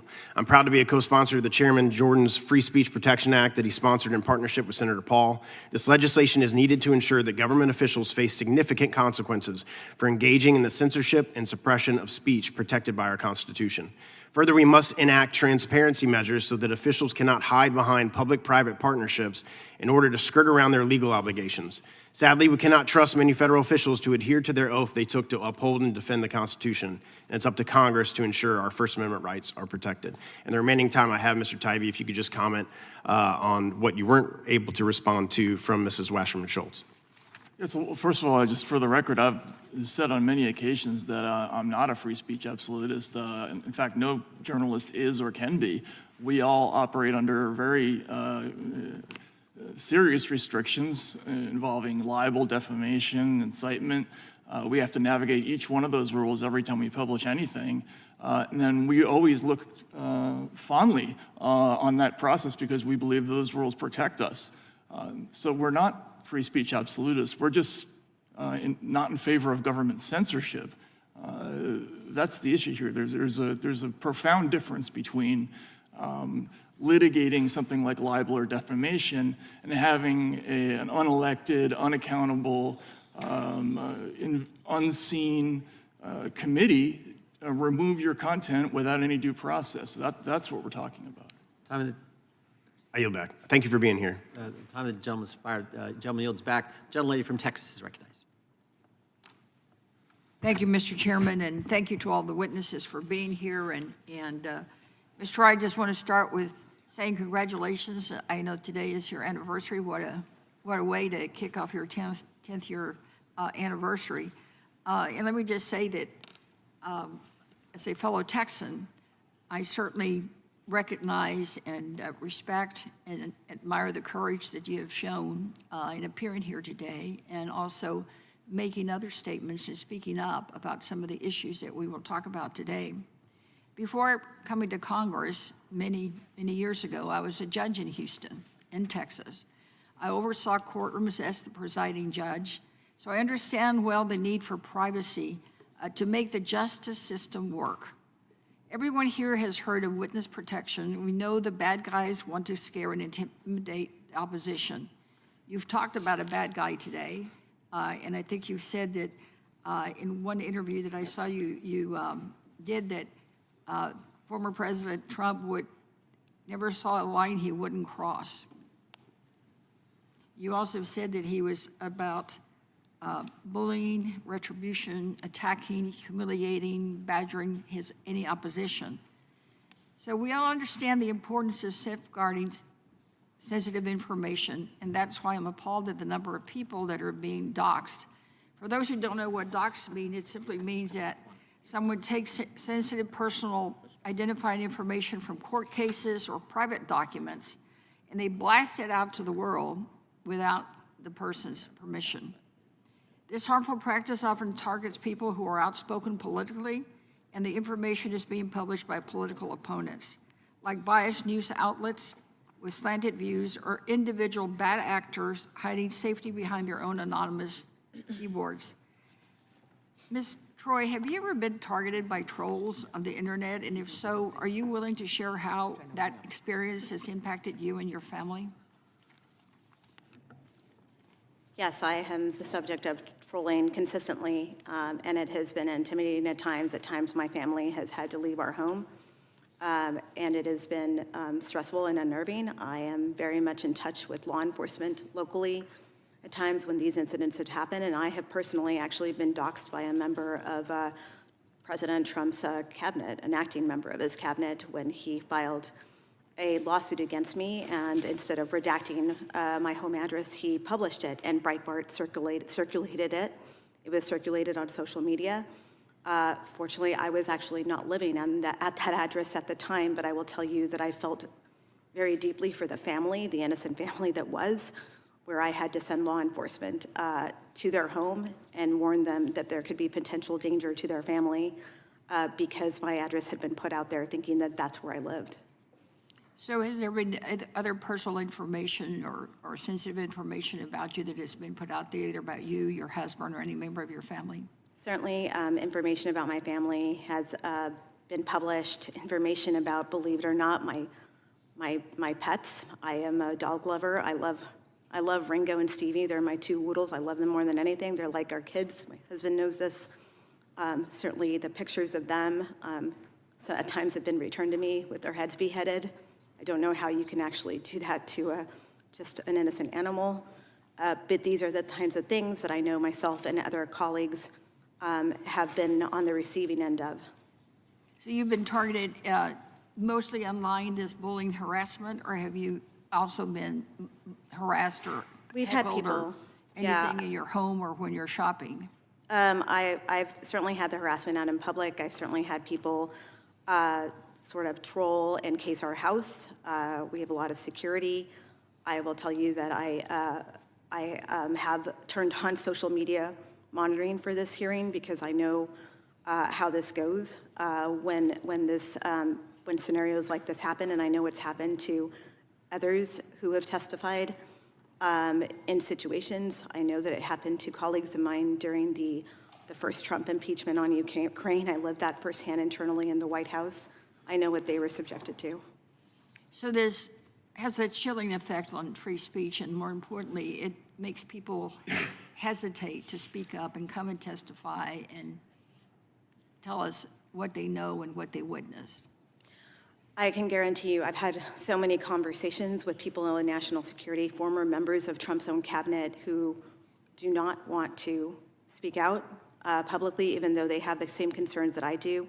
And I think that there would be plenty of people in government service who could sit here and refute some of the claims and attacks against them. But it comes at great personal cost. It comes at great cost to your finances. It comes at great cost to your safety, to your families. We've seen Republican members of Congress that I had deep respect for not run for office again because they wanted to protect their families, given what we've seen and the trends that have happened. That has been a great disappointment to someone like me who looked up to these people. Right, they'll just become targets and face retribution and attacks in social media. So I understand it. I know for me, even, we did a weaponization hearing in the morning, and by the end of the day, I had a death threat. I, in fact, talked about it with the federal courts in New Mexico yesterday. So what happens? You don't have free speech. The attacks are there. So thank you for coming. Mr. Chairman, I think is my time up? Yes, it is. I would like to enter this. Would you like to keep going? No, I'd like to enter it for the record. We would all like to do that. No, I would like to ask for unanimous consent to enter into the record an article on the U.S. Supreme Court temporarily blocks order in Missouri social media lawsuit. Without objection. Ask for unanimous consent. Thank you. Gentlelady yields back. Ms. Subramanya, I would argue it's already here. You said in your statement you want to give us a glimpse of what lies ahead. I think it's already here. In the course of our investigation in this committee, on January 15, 2021, the FBI sent to Bank of America, tell us all of your customers' purchases in the Washington, D.C. area for a specific date. Customers transacting debit card or credit card Washington, D.C. purchases on specific dates in this town. Anyone, whether you're here for the rally, whether you're here for any kind of protest, if you're just in visiting your mom. And they further said, and they capitalize any historic purchase going back 6 months for any weapons or weapons-related vendor purchases. That is frightening stuff, because you gave the example, I think Danny Bolford, you gave the example. I think it's already here. Absolutely. In fact, I'm working on issues related to that here in the US. There are people who have been debanked in America. They generally tend to be on the conservative side. I've interviewed pastors, missionaries who do good work overseas. They've been debanked with no explanation. The reasons are very vague, that your risk profile doesn't match what we're comfortable with. And so these are people who've been debanked for doing good work, and they generally tend to be on one side of the political spectrum. But by the way, I think in your testimony you said this guy, Mr. Bolford, was former Royal Canadian Mounted Police, was not charged with anything, wasn't being held, was released, and that's when the debanking took place. Is that accurate? Yes, roughly. They were all happening around the same time. But he wasn't charged with anything, and yet he couldn't get access to his account. So the Trudeau government invoked the Emergencies Act. It's only been invoked twice during the two world wars. And one of the outcomes of the Emergency Act was to go after people who were peacefully protesting against the COVID-19 vaccine requirements. And if you donated to the cause, you found yourself debanked. And this is what ended up happening with 280 people. Mr. Taibbi, is there a realignment happening? I mean, I look at today's panel. The Democrats invited an individual who worked in a Republican administration, and Republicans invite two former Democrats, award-winning journalists. One was the hero of the environment as recognized by Time magazine. The other one worked for Rolling Stone. And we invite a foreigner to come tell us, hey, don't let this stuff happen here. If America goes this way, the whole world's in even bigger trouble.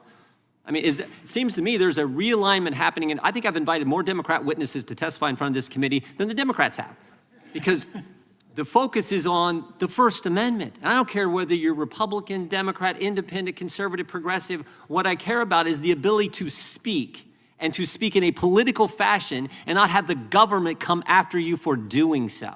So I think there is a total realignment happening in the culture and in politics, and frankly, I think that's a darn good thing. Not what they're doing, but the realignment. Well, yeah, I definitely agree with you that there's a realignment going on. Until very recently, I think free speech and free speech culture was uncontroversially embraced really by both parties. During the entire early period of the war on terror, those issues strongly animated most Democrats that I knew. Most of my friends were in opposition to laws like the Patriot Act, or at least concerned about them, the potential for overreach there. Most people understood, for instance, the work of the ACLU in defending cases like the Skokie March. And to the point about hate speech that was brought up before, I think it's important to point out that the reason that they defended those marchers is not because they liked hate speech or they liked Nazis. Right. It's because the American tradition understands that the moment you grant a government official the right to prohibit one kind of speech, you're going to have a whole series of people. Those people are all civil rights activists. They were afraid that the next thing that would happen would be, Southern officials banning NAACP marches. That used to be sort of universally understood in America, and for some reason in the last decade or so, there's been a complete change in how we look at those issues. Yeah, I just want to do one last thing in the remaining few seconds I got. Let's put this on the screen, because I think this is interesting too. It tells you how upside down things have become. We have testifying in front of us today Ms. Subramanya, who is from Canada, telling us, look, get ready, because we've seen what's happened in our country and we don't want it happening here. This is a recap of a phone call from one of the executives at Facebook with folks from the White House. And the person recapping this just happens to be the former UK minister in the Member of Parliament, Nick Clegg. And he says this: I countered that removing the content like the White House wanted them to do would represent a significant incursion in traditional boundaries of free expression in the United States. So we got a Canadian warning us, we got a Member of Parliament warning. I think it's interesting, the irony here, that someone from Great Britain is telling us about what our rights are. I mean, we had a little skirmish way back in 1776 about this very kind of thing. I mean, this is how upside down it has gotten. I don't know Ms. Subramania's politics, but 2 former Democrats, 3 journalists, and they've invited a Republican. It just tells you what is going on. But I think, again, underscoring how important this is. And it's not crazy, it's not bogus, it's not unfounded, as the Democrats have said. And the Fifth Circuit has certainly said it's not those 3 things. I'm over time, but I'll now yield to Mr. Allred. The gentleman from Texas is recognized for 5 minutes. Thank you, Mr. Chairman. I yield my time to the ranking member, Ms. Plaskett. Thank you to my colleague for yielding the time. Just first, let's get correct. Ms. Troye is the first Republican that we have called as a witness, and unfortunately, we get 1 and you get 3. That's the unfortunate part of being in the minority. So you probably have invited more Democrats than we have, but she's the first Republican. And I would remind you, Mr. Chairman, if you didn't know, that that gentleman on the wall over there, Lamar Smith, the good man from Texas, was my first boss here when I was a staffer on the Hill. I also worked for Rob Portman when he was a member of the House and worked in the Bush administration. I've stayed where I am. People ask me, why are you a Democrat? I thought you were a registered Republican, and I was. And I looked around and the Republican Party had moved and shifted to the right, and I was exactly still where I was. And so realized that I could not be a part of that party anymore. But in asking some of these questions, one of the things that you brought up, Ms. Troye, that I thought was very interesting is the discussion of these loyalty tests. And we have heard the president say that he's going to do this again. And I bring this up because the loyalty test is about his use of the federal government to exact revenge on individuals. Trump has said that he is going to weaponize his next administration, but in order to do that, he must have individuals who will do what he asked them to do outside of their duties in whichever specific position that is. And, I know that in the last administration, we've learned that the president was obsessed with loyalty from his staff. We all want loyalty. We all want people who are going to give us their loyalty. But some of us think of loyalty as in a different way. I think of loyalty from my staff as telling me when I'm messing up, telling me when something is wrong, because they don't want me to do the wrong thing. That is loyalty. But President Trump has a different sense of loyalty. His aide, Johnny McEntee, even conducted loyalty tests, including one-on-one interviews with political appointees across different agencies. Of course, I had been an appointee in a Republican administration, Democratic administrations. They have interviews with you to see where your ideology is, but it is not necessarily to see if you are going to give blind allegiance to the president. In this one, it says that these interviews were to root out threats of leaks and other potential subversive acts.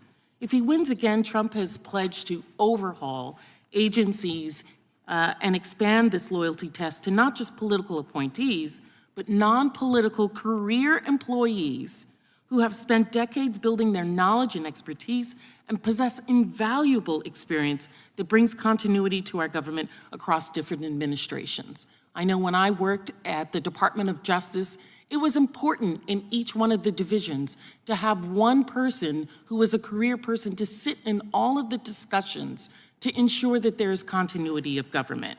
They're vital public services. This notion of throwing our systems and career officials, like national security officials, out the window based on political ideology should be troubling to us all. Ms. Troye, are you familiar with the loyalty tests, and can you explain their purpose within the Trump administration? I am. I'm very familiar with the loyalty test. It certainly was being enacted towards the end of the Trump administration, where they were staffing people who I would say did not have the credentials traditionally into very senior roles in the National Security Council. For example, in the Directorate of Resilience, which I mentioned in my opening remarks where I said that it could impact disaster relief aid, I want to be very clear about that on how dangerous it is, because this person was potentially going to be in charge that had no background in it, did not understand how the interagency works on this, did not understand FEMA, did not understand HUD, did not understand what it takes to push this through the process. And I will say that should loyalists be placed in positions like this going forward, the loyalty test being that you will not abide by the rule of law, that you will bend the rules, you will not follow the regulations and procedures, I think that we are heading down a further dark path that will affect all of us. Doesn't matter, different Democrats or Republicans. I know that in the Trump administration, for example, there was a fire management assistance grants for California during the horrific 2018 wildfire season, where Trump did not want to issue the aid. In fact, I believe he told Brock Long, who was the head of FEMA at the time, don't give them a dime because they were a blue state. I can tell you that it was only until Donald Trump was shown that Orange County voted in his favor majorly that he finally released that aid. That should not play a role in how we respond to American citizens when they are in need, especially in things like disasters. So when I look at Florida and I see Ron DeSantis, who is an opponent to Trump, I think about those people in Florida, primarily Republicans, who are always in the path of hurricanes at times, and I think about what it's going to look like for them when aid is not received should Trump get back into office. Thank you very much. I yield back. Gentleman yields back. The chair now recognizes the gentleman. I should, if any of you need a break, just let us know. I should have mentioned that earlier.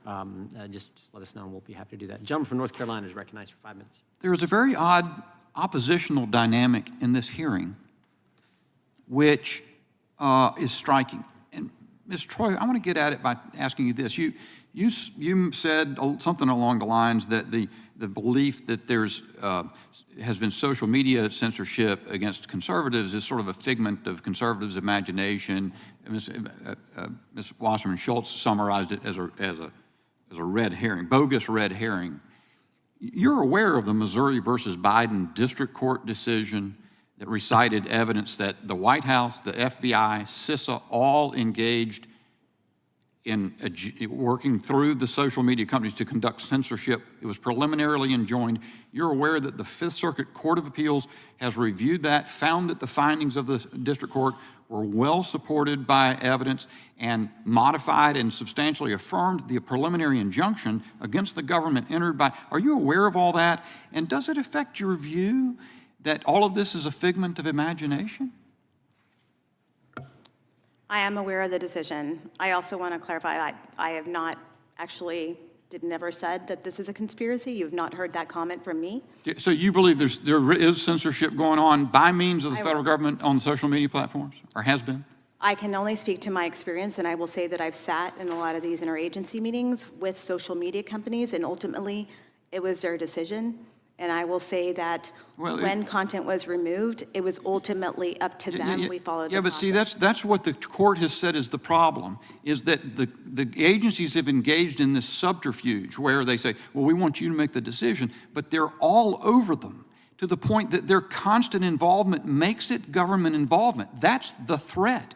Mr. Shellenberger, let me turn to you, because I was thinking about where we are. Twitter files revealed these connections, right? Direct connections between Elvis Chan of the FBI and social media companies, CISA and the social media companies. And then your further reporting, and yours, Mr. Taibbi, revealed the next layer, which is what you call the censorship industrial complex. The connection between CISA funding these adjacent agencies, Stanford, people at Stanford, people at University of Washington. And so they could offload this exact subterfuge, and they could pre-bunk stuff and stop whole narratives from taking hold. And now your CTI League shows yet another dynamic in two ways, it seems.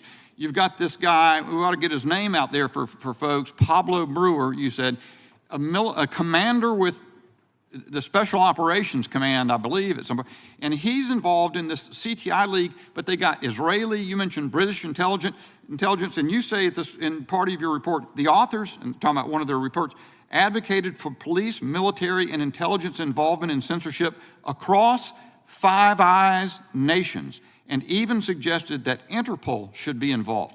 Why is that significant, Mr. Shellenberger? Because I mean, it's not blindingly obvious. And do it as quickly as you can, because I've got one other thing I really want to get to if we can. Well, because, I mean, we don't want the police and the military to decide what we can say and read. And that's what makes our country amazing, is that our founding fathers, they said, Speech comes, it's the First Amendment, it comes before government, where it's not, in Europe, the king would decide whether you could say things. We didn't want it that way. We said, we want to decide. Here's what it tells me that's chilling.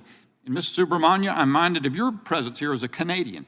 So if they can't do it directly from the FBI, then they get institutions, academic, pseudo-academic institutions involved. If they find that that's going to be blunted because we can go take their funding away because there's U.S. agency funding, then they get the Five Eyes involved. If they can't stop it here in the United States, they can go get the European Union or the other governments to say, we're not, or Canada, to deem this stuff to be threatening. That's what, and the dynamic deepens and deepens. This is a big deal. And here we are, every person on the minority side has talked about Donald Trump. I would think, Ms. Troye and others, that if you're concerned, if you're genuinely concerned about Donald Trump as a threat, what we're talking about today should be all the more threatening to you because we're talking about setting precedents and diminishing the ability of Americans to express themselves. So, Ms. Subramanya, back to you. Republicans have been involved in this, by the way. The former chairman of the Senate Intelligence Committee, Mac Thornberry, helped to repeal the Smith-Mundt Act. Nikki Haley said the other day that we ought not be able to allow to have anonymous Twitter accounts. What do you make of this dynamic that I describe in that and what you're seeing in this hearing? That the party that has established, frankly, the liberals established fundamental principles of free speech through the Warren Court. They've been continued consistently by the Supreme Court, but now they're under threat by the other side who just wants to talk about Donald Trump. What is going on? Oh boy. So, look, I can't speak to what's happening here in America in terms of the internal political situation here. What I can point to is the fact that I come from a country where free expression, the right to express oneself freely, has been under threat. And it happened in a very short period of time. It just happened under 10 years. And it's happening all over the world now. It's happening in Ireland. Ireland is about to pass legislation which is among the most, it's one of the most draconian hate speech laws in the world. They're trying to stamp out hate. How does one stamp out hate? It's part of the human condition. And this is extremely worrying. The government cannot define hate, but yet they have this legislation. It can even come down to a situation where you could have a meme on your phone and the Irish police would have the authority to come and arrest you, even if you haven't shared that meme. This is where we're going. It's straight out of Minority Report, you know, where the precogs determine that you're about to be hateful when they come and arrest you. And this is happening in a Western liberal democracy. And so we have to look at the warning signs. We have to look at what's happening in Canada. We have to look at what's happening in Ireland and France and the EU. And you're absolutely right. You know, the governments will find ways to go about censoring people. You know, we know that's happening under the Biden administration, where, you know, they got media companies like Facebook and Twitter to deplatform content on their sites which the administration didn't like. But since it comes from a private platform, it doesn't violate the First Amendment at first glance. But if it was under duress from the federal government, then there are grounds to believe that it violates the spirit of the First Amendment. My time's long expired. Mr. Chairman, yield. Gentleman yields back. I mean, it's all frightening, but the name, Cyber Threat Intelligence League, it's not like it's out of Marvel comic, you know, it's like they give it this name, but it's like it's frightening what's going on. The gentleman from California is recognized for. Thank you, Mr. Chairman. Subramanya. Thank you. You just happened to provide the opening for my comments. Indeed, we need to be very, very aware of the potential use of government to the weaponization of government against individuals, against free speech, against those who would oppose the government. And your concern is a very real concern. And America has a need to be concerned because we have a former president and a gentleman who wants to be president again, who is in the process of articulating and laying out his agenda for a new term as president. Donald Trump has been very, very clear how he intends to use the government to really achieve the things that you are fearful of happening. And it's very clear what he intends to do. He has said so publicly in his political rallies. Just a couple of weeks ago, he reposted on Truth Social, his network, calling for the New York Attorney General and Supreme Court judge to be placed under citizen's arrest. These two individuals, you remember, are the prosecutor and the judge in his civil fraud case in New York. Clearly would use his power as president to attack the judicial system in America. He has since gone on to attack both, again, on social media and threatened to indict any opponent he faces and take them out if he wins in 2024. Indeed, we do have reasons to be concerned about the future. Should this man become president? I think one of my colleagues on the majority side indicated that we should look to the 4 years when Trump was president to what he did then as president. And many of the things that the witnesses are concerned about did in fact take place during his presidency. One example of a larger pattern of Mr. Trump's rhetoric is repeatedly and egregiously used his position of power to spread conspiracy theories, fan the flames of discord with inflammatory rhetoric, and make threats of political prosecution. Words have power, particularly when they're used by someone who's so prominent in our news. Certainly, all of you, including all of us, are concerned about the right to free speech. And I would be very interested to see what legislation comes forward as a result of these hearings, where we are basically repeating what we heard 9 months ago. So what is the legislation that would address this? Mr. Shellenberger, you presented 4 different ideas. I'm not going to ask you to repeat those. They're in the record, and I'm curious to see if the majority will take them up, or just, again, to flog this horse one more time. We've seen the real consequences of Mr. Trump's behavior. We saw it after he repeatedly attacked the FBI for what he thought were their transgressions. And so what happened to career FBI agents? They are threatened, seriously threatened, in their homes, death threats. And of course, January 6th is well known, and we won't go into that in great detail. So, Ms. Troye, from your experience in the White House, has Donald Trump used his rhetoric as a weapon, weaponization of government? Absolutely, and some of the examples that I provided are examples of how the government was used against the people under Donald Trump.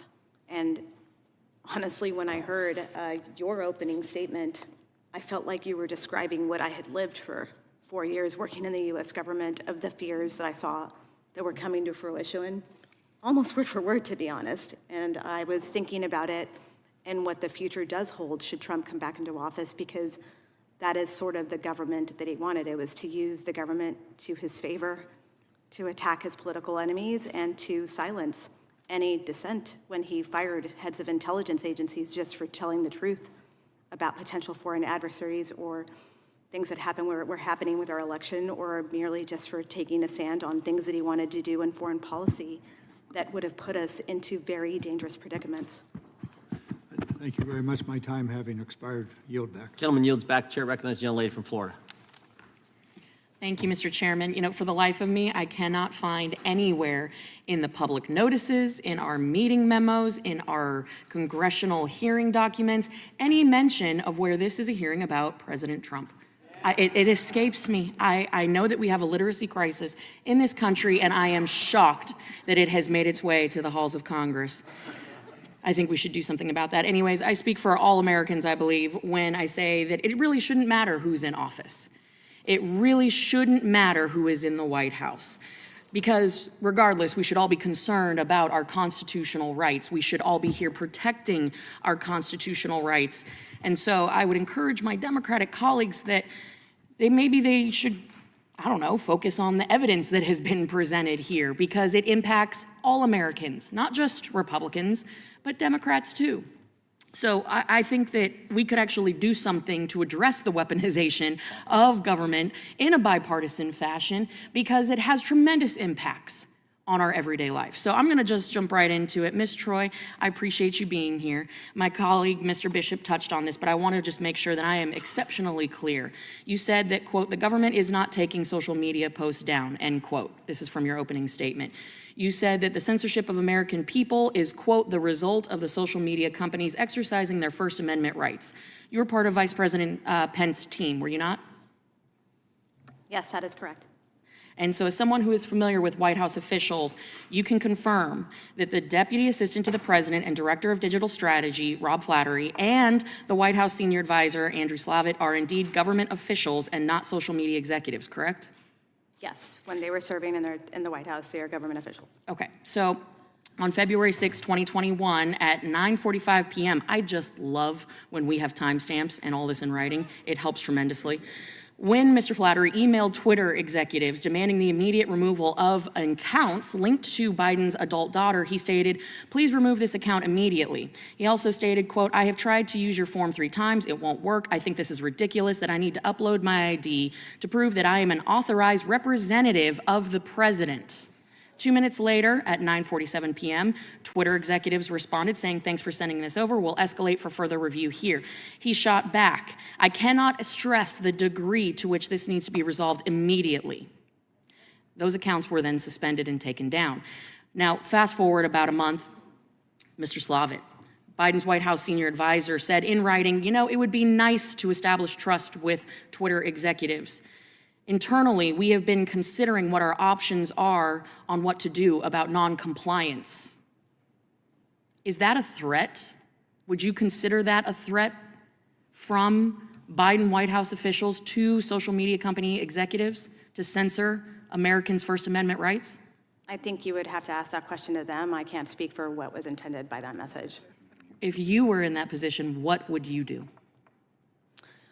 Well, actually, I can tell you because I've had conversations with social media companies during the Trump administration while on Mike Pence's office, where I did call a social media company, and we did say, could you please take these photos down, if possible, because a U.S. missionary was killed brutally in Cameroon. Yeah. And Charles Wesco from Indiana, whose brother serves as a Republican in the Indiana state legislature. It was his brother who was killed brutally.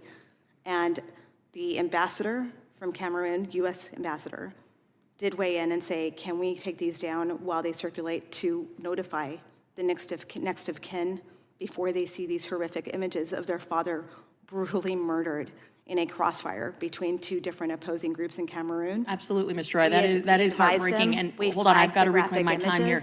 But so, Ms. Troye, what I'm saying is, I just presented, no, ma'am, I presented you with a parody account that the White House had to take down. A parody. That is a very different situation than graphic photos of a tragedy. Would you agree? I am speaking. That's a simple yes or no. A situation where Ms. Troye, if you cannot distinguish between a parody account and memes and jokes versus graphic photos, that's a problem. I can't speak to what they were referencing. I don't know. I just laid it out for you, but I'll reclaim my time. I'm going to switch to you, Mr. Shellenberger and Mr. Taibbi. Thank you guys for appearing here before. In a very short order, I have to go appear before the CDC Director, Dr. Cohen. Please talk about the treasure trove of evidence that you have found with regard to the CDC silencing world-renowned epidemiologists such as Dr. Jay Bhattacharya and the impact that that has had on public health and the health of various Americans around the country because of the work of the CDC and FDA silencing these voices. Time of the gentlewoman has expired, but that the witnesses can respond and answer the question. Thank you, Mr. Chairman. Just very briefly, during a crisis, you need free speech, so you can respond, you can have these issues, you can debate them, and what we saw was both Harvard epidemiologist Martin Kilduff and Stanford epidemiologist Jay Bhattacharya were both censored. Dr. Bhattacharya was put on a trends blacklist. The things that they were advocating was mainstream epidemiology, and their voices were stifled, and we now have seen the consequences of it, most particularly this horrendous learning loss among children that could have been avoided if we had adopted what Dr. Bhattacharya was recommending. Mr. Taibbi, go ahead. Just quickly, if I could, yeah, the trends blacklist image that we saw with Dr. Bhattacharya, that was one of the very first things that we found in the Twitter files. And it was an early example of what we came to understand as malinformation. It's the idea of something that's not untrue or it is true, but is believed to produce an undesirable political result. This is extremely dangerous. Dr. Bhattacharya has had a legitimate scientific opinion. He turned out to be correct. His study was later ratified by the WHO. But it was considered to be against the policies of the current government. And so he became one of the most suppressed people in the country during 2020 and 21, which is exactly what the First Amendment was designed to prevent. I would just point out before recognizing Mr. Goldman that we will take you up on what you said, Ms. Troye. Ms. Kamick asked you a question and about Mr. Slavitt and Mr. Flaherty, and you said we should ask them. And we're going to. That's why we sent them a subpoena this morning. We want them to come in and answer these questions about why the White House was attempting to censor American speech. With that, I recognize the gentleman from New York for 5 minutes. Thank you, Mr. Chairman. My colleagues and friends from North Carolina and Florida are asking why we are talking about Donald Trump. The answer is because this subcommittee is called the Subcommittee on the Weaponization of the Federal Government. And because of that, we actually, the only evidence that we have here in front of us today about the weaponization of the federal government is from Ms. Troye, who has outlined in detail, and I'm sure she has more detail, how Donald Trump weaponized the federal government against his enemies and for his own political interests, and how he intends to do it again. So if we really want to talk about the weaponization of the federal government, we should talk about it, and that's Donald Trump. That's not this grand, crazy conspiracy of how the administration has utilized the social media companies against whom the First Amendment does not apply in order to suppress speech. This is actually the second hearing, I guess our quarterly hearing now, on the Twitter files with the same witnesses that we had. In the first hearing, I asked Chairman Jordan if he could identify any evidence of the government under the Biden administration actually censoring anyone through the social media companies. He pointed out to me an email on January 22nd from Clark Humphrey to flag a tweet that was from Robert F. Kennedy Jr. as evidence. The problem was, and the chairman did not acknowledge this, the tweet was never taken down. How can you have censorship if the tweet was not taken down? And since March 9th, that hearing, this committee has had 29 witnesses. With a gentleman, you? I will not only just because I have a bunch. You're the chairman, so I'm sure you'll respond after me. The 29 witnesses have testified, and every single one testified that the government never coerced, pressured, or threatened any social media company to remove any content. Mr. Taibbi, I introduced a letter that I led to X. Let's call it X now. That way we can know the difference between when Elon Musk took it over and before when it was Twitter. From November 21st. Have you read this? No. Well, do you think it would be problematic if X leaves up terrorist violence and propaganda in violation of the terms of service? Terrorist violence or terrorist propaganda? If it violates their terms of service, is it problematic? Well, it depends on what the content is, but they're a private company. They can do what they want with the content. Aha! They're a private company and they can do what they want with the content. Do you think it's problematic that X would profit off of terrorist violence propaganda and content on their social media platform? Well, first of all, just to go back to No, just answer the question. I don't have time. Do you think it's a problem if they profit off of it? Well, if the company makes money doing what it does, I don't necessarily see a problem with that. Okay, interesting. So let me just move on because you said the biggest concern, sir, I'm sorry, you said the biggest concern that you had from the Twitter files was the systematic flags for social media companies.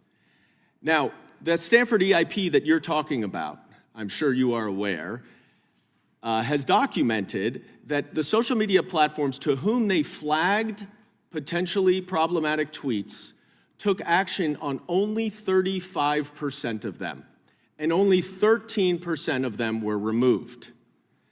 Mr. Shellenberger, you said the biggest problem, and let me just ask you, Mr. Taibbi, real briefly, you would agree that these flags, that the systematic flags that you saw were flags for a violation of the terms of service of the social media company, is that right?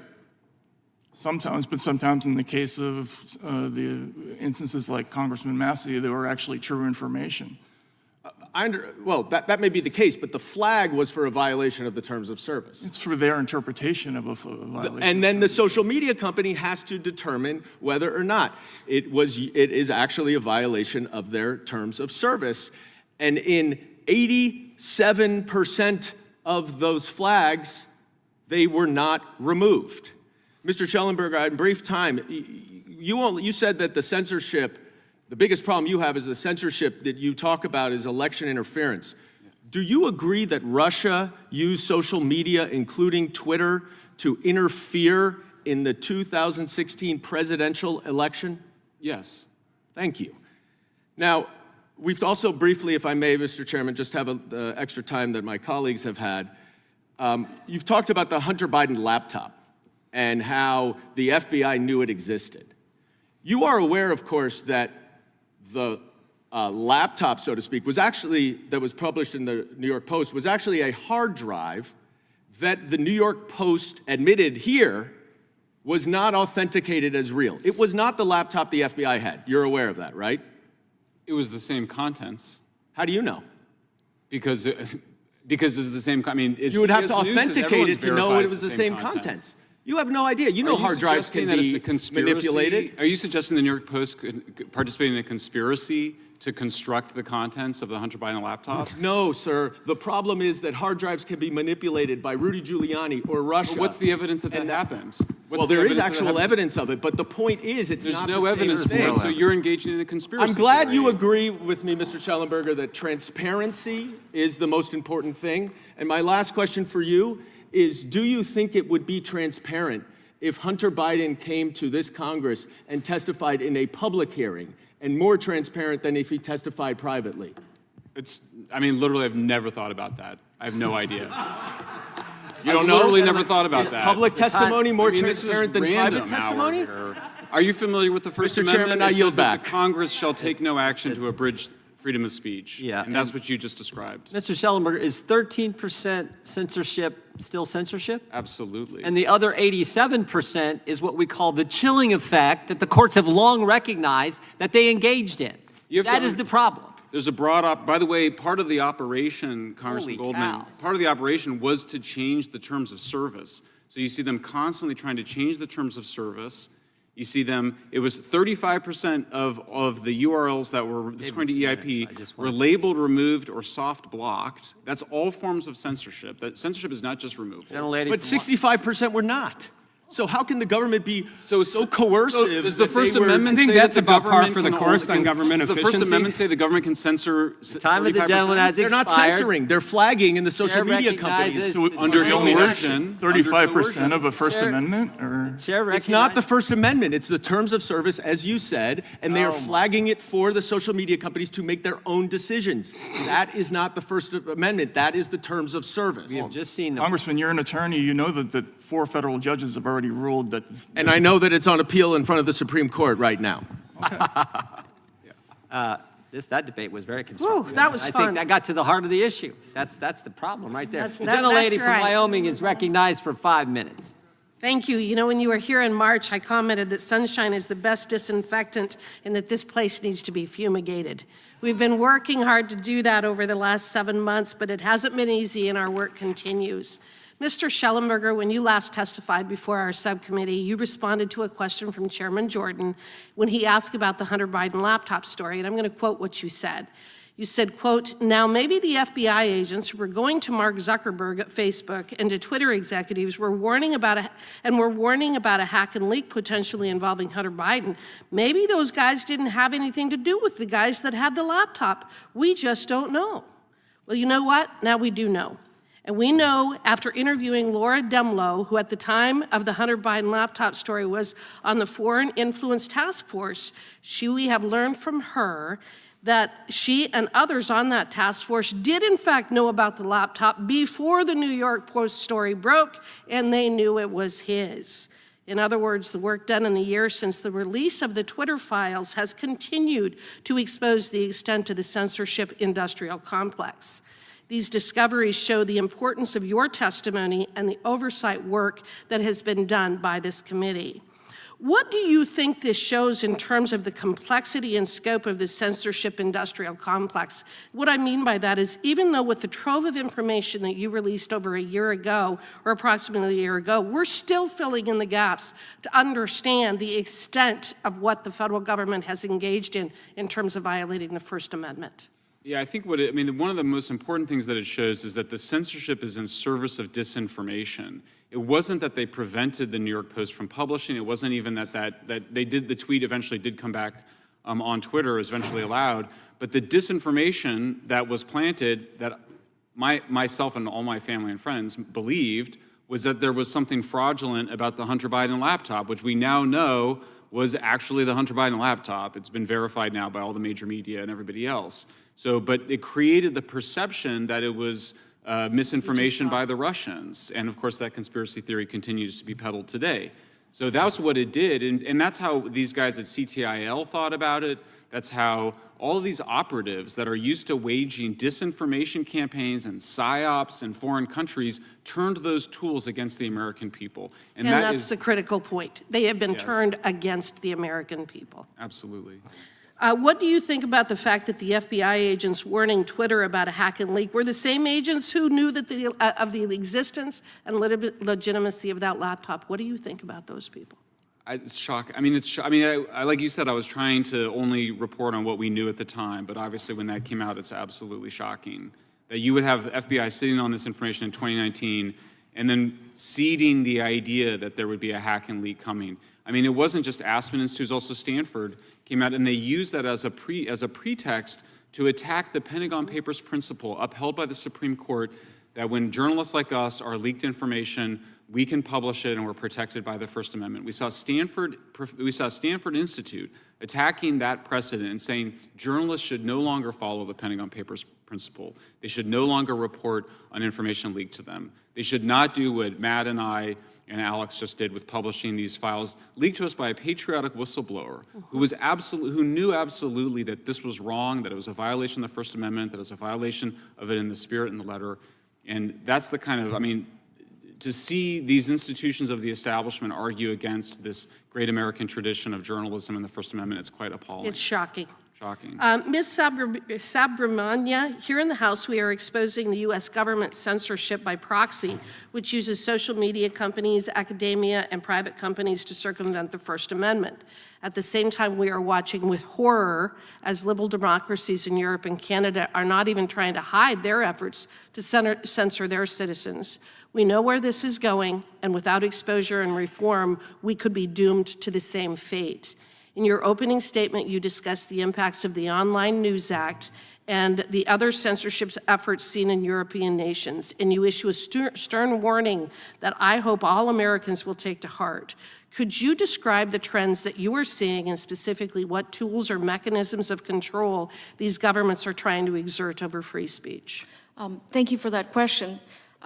Some of the examples are from my testimony. So debanking is one obvious tool that the Canadian government, in a sense, has pioneered as far as Western liberal democracies are concerned. China has been doing that for years, but it's now come to the West. and they went after peaceful protesters and punished them, weaponized the financial system, weaponized the government against them to teach them a lesson. You can't do this ever again. And this sort of thing has a chilling effect on people's ability to express themselves freely. And that's certainly happened in Canada. And what's happening in Ireland, again, another country that I mentioned, what's happening in France, the EU directive on online speech. All of these things are just extremely problematic. And I want to say something here. What is under threat here is a core value of Western civilization. That's right. That is what is being undermined here. And that goes back to the Enlightenment. That is what we have to fight for. And the way you tackle misinformation, disinformation, all of these things which are bandied about loosely by people who want to censor you, the best solution to these things is more robust debate, and that goes back to the Enlightenment period, and that's what I want everybody to remember. Thank you. Thank you. And thank you, Mr. Taibbi, Mr. Shellenberger. Thank you for battling for all of us. Thank you for working so hard to protect our First Amendment rights. We really, really are terribly indebted to you, and you as well, Janine. Thank you. Thank you. The gentlelady yields back. Ms. Subramanya, well said. The chair now recognizes the ranking member. Thank you. Thank you, Mr. Chairman. In 2017, as some of you may recall, one of Trump's first official actions as president was to issue the chaotic executive order barring any travel from 7 predominantly Muslim countries, effectively serving as a Muslim ban. He continued these attacks on immigrant communities throughout his presidency.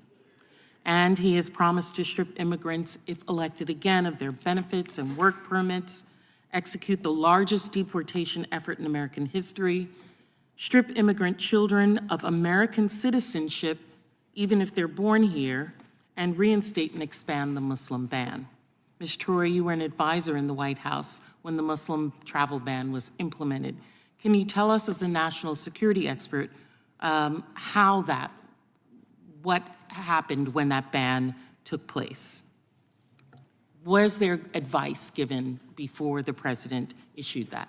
Sure, there were numerous discussions, and just to clarify, during the travel ban time, I was at DHS. I was the lead intelligence officer on the travel ban, coordinating the entire community.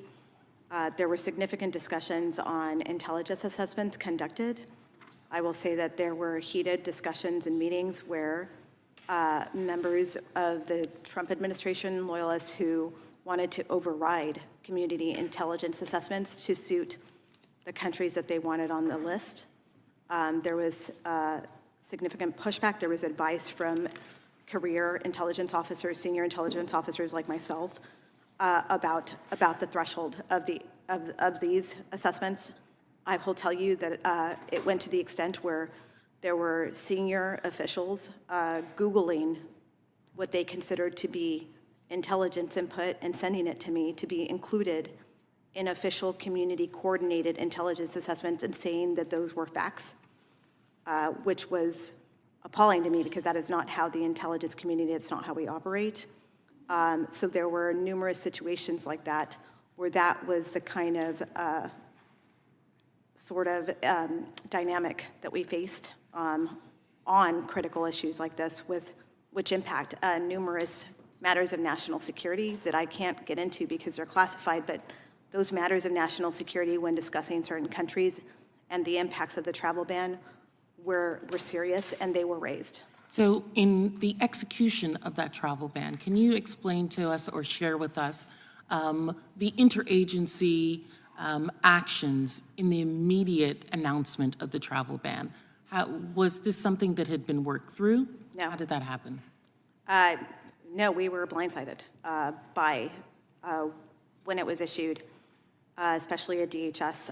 As you saw, it was horrible. There was chaos at the airports, which you saw. We did not have the proper time to figure out how we were going to implement this executive order. There was no coordination of how we would carry these things out, especially in the aftermath of it. I remember CBP agents sitting at airports and TSA, like everyone was mass confusion about what was happening. The leadership of the department was not consulted or given a heads up. That is kind of how that played out at the beginning. And this is from a newly elected president who did not understand the levers of power that he had upon coming into office. I can only imagine in the next administration, should he be elected, what he would do understanding that. An individual who has a long history of racist controversies, who has xenophobia in his usage of what he has done. 1991 book by John O'Donnell in Trump's criticism of a black accountant. He says, "Black guys counting my money, I hate it. The only kind of people I want counting my money are short guys that wear yarmulkes every day. I think that the guy is lazy, and it's probably not his fault because laziness is a trait in blacks. It really is. I believe it's out of his control." And when questioned about it, he said, "The stuff O'Donnell said about me is probably true." This is an individual who, when he was in the White House, denied making the comment about shithole countries that people should go back to, although senators, US senators, present at the meeting said that it would happen. Ms. Troye, you signed a statement with over 130 national security experts that explained how Trump had routinely vilified immigrants in this country, which among other things makes him unfit to be the commander-in-chief. Many of us are offended when he demonizes individuals, immigrants from a moral and personal perspective. But what effect does it practically have on national security stability when Trump broadly demonizes immigrant groups in this country? Well, I am the daughter of immigrants. My mom is a Mexican immigrant, and I am of Mexican descent, and I will say... Which the president said were rapists, right? Correct. I remember that. And I will say that it leads to anti-immigrant sentiment. It leads to attacks on immigrants. It leads to situations like when they repeat the great replacement narratives, it leads to mass shootings like the one in El Paso at the Walmart where my aunt was in, when the shooter talked about the Hispanic invasion of Texas. It leads to situations like that. It leads to the violence and hate that you are continuing to see in the divisiveness of this country. I will tell you that it also speaks to another scenario that I remember clearly was when Trump kept calling it the China virus, and he did it on purpose, and it was the attacks on Asian people in this country increased during the pandemic. That is one thing that I know was recognized internally in the White House, that rhetoric would increase attacks on Asian Americans here, Asians in our country. I will tell you that Mike Pence took that very seriously. He did not use that lingo because he knew that it would lead to these types of hateful acts that we're still seeing in our country today. The gentleman yields back. We have one more questioner. I don't know about Ms. Sanchez, but I think we have Mr. Armstrong on our side. Then I'll give the ranking member a couple minutes for some thank yous and closing comments. I'll just take a minute or two, and then we'll be done. So if we can hang with us. Mr. Armstrong is recognized for 5 minutes. Thank you, Mr. Chairman. Upstairs, the CDC director is testifying in front of an oversight committee hearing. And when I get a chance to go up there, I'm going to ask them about the CDC using taxpayers' data to buy location on American citizens to see if they comply with COVID lockdown. And down here, we're talking about censorship and social media. And the reason I bring those two things up is because I think the First Amendment and the Fourth Amendment are what make the United States unique in the world. There's no other government on this planet that has such robust protections of both speech and privacy.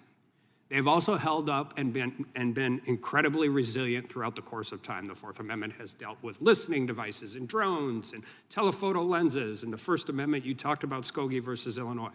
The problem is I don't know if they survive the digital age, not without Congress's help. And we're going to deal with the Fourth Amendment and privacy and all of that.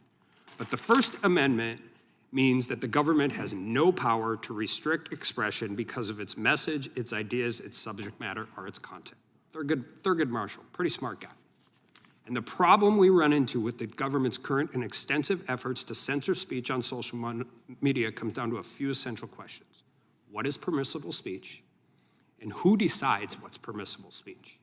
So we've talked about it, and we've alluded to it, and we've written a report about it. But I want to talk just really briefly. Mr. Shellenberger, what is the Election Integrity Partnership? What is it? So the Election Integrity Partnership was, the idea for it came from the Department of Homeland Security's Cybersecurity and Infrastructure Security agency. It was a collaboration of 4 NGOs, really led by Stanford Internet Observatory, to flag content and urge the social media platforms to censor it in one way or another, whether to take it down or put a label on it or throttle it. And the government was involved in funding it and creating it. Correct. Was it effective? As we were discussing, it resulted in action on 30. I mean, the platforms responded 75% of the content that was being flagged by the EIP, and then in 35% of those cases, they took action. Mr. Taibbi, you earlier wanted to jump in on this subject, and I'm going to allow you an opportunity to talk. The question is was the government involved and engaged in censoring speech leading up to the 2020 election? Yes, I think so, absolutely. I mean, through the EIP and through a variety of other means. I think it's also worth pointing out, you brought up the purchasing of geolocation data. Many of the companies that do social media monitoring are also in the business of selling geolocation data to the government.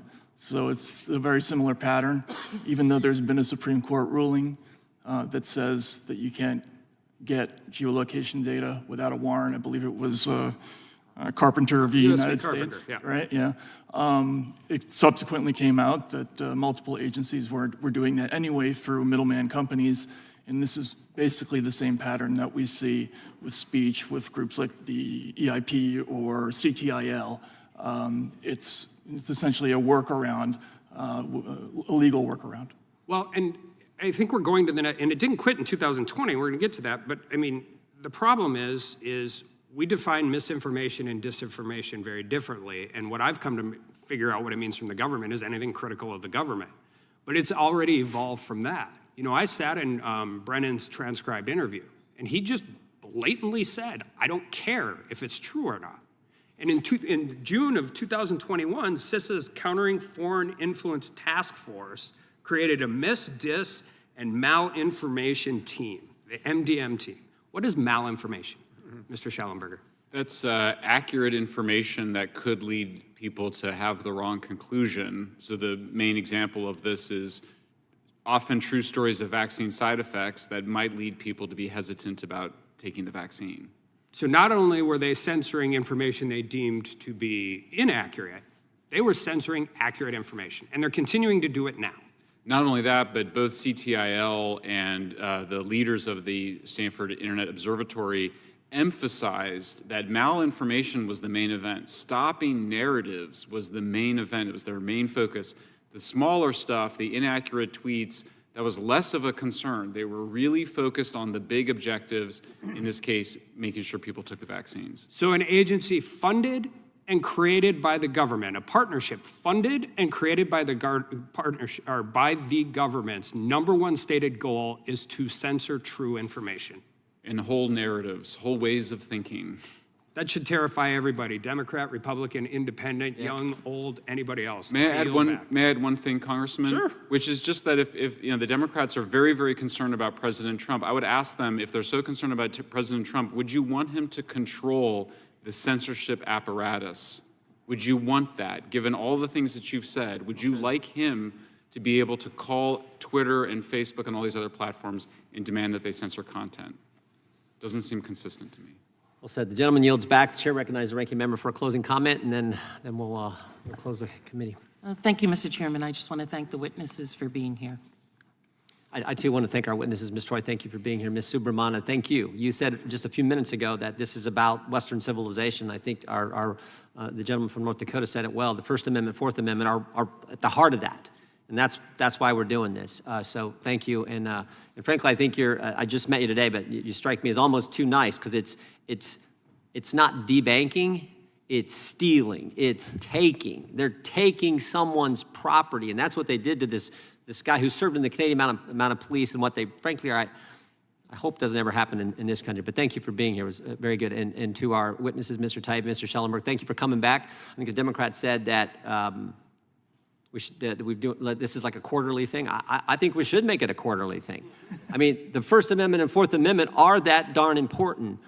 But for your work a year ago, you two guys and a few others, I don't know that we'd have all the information we have.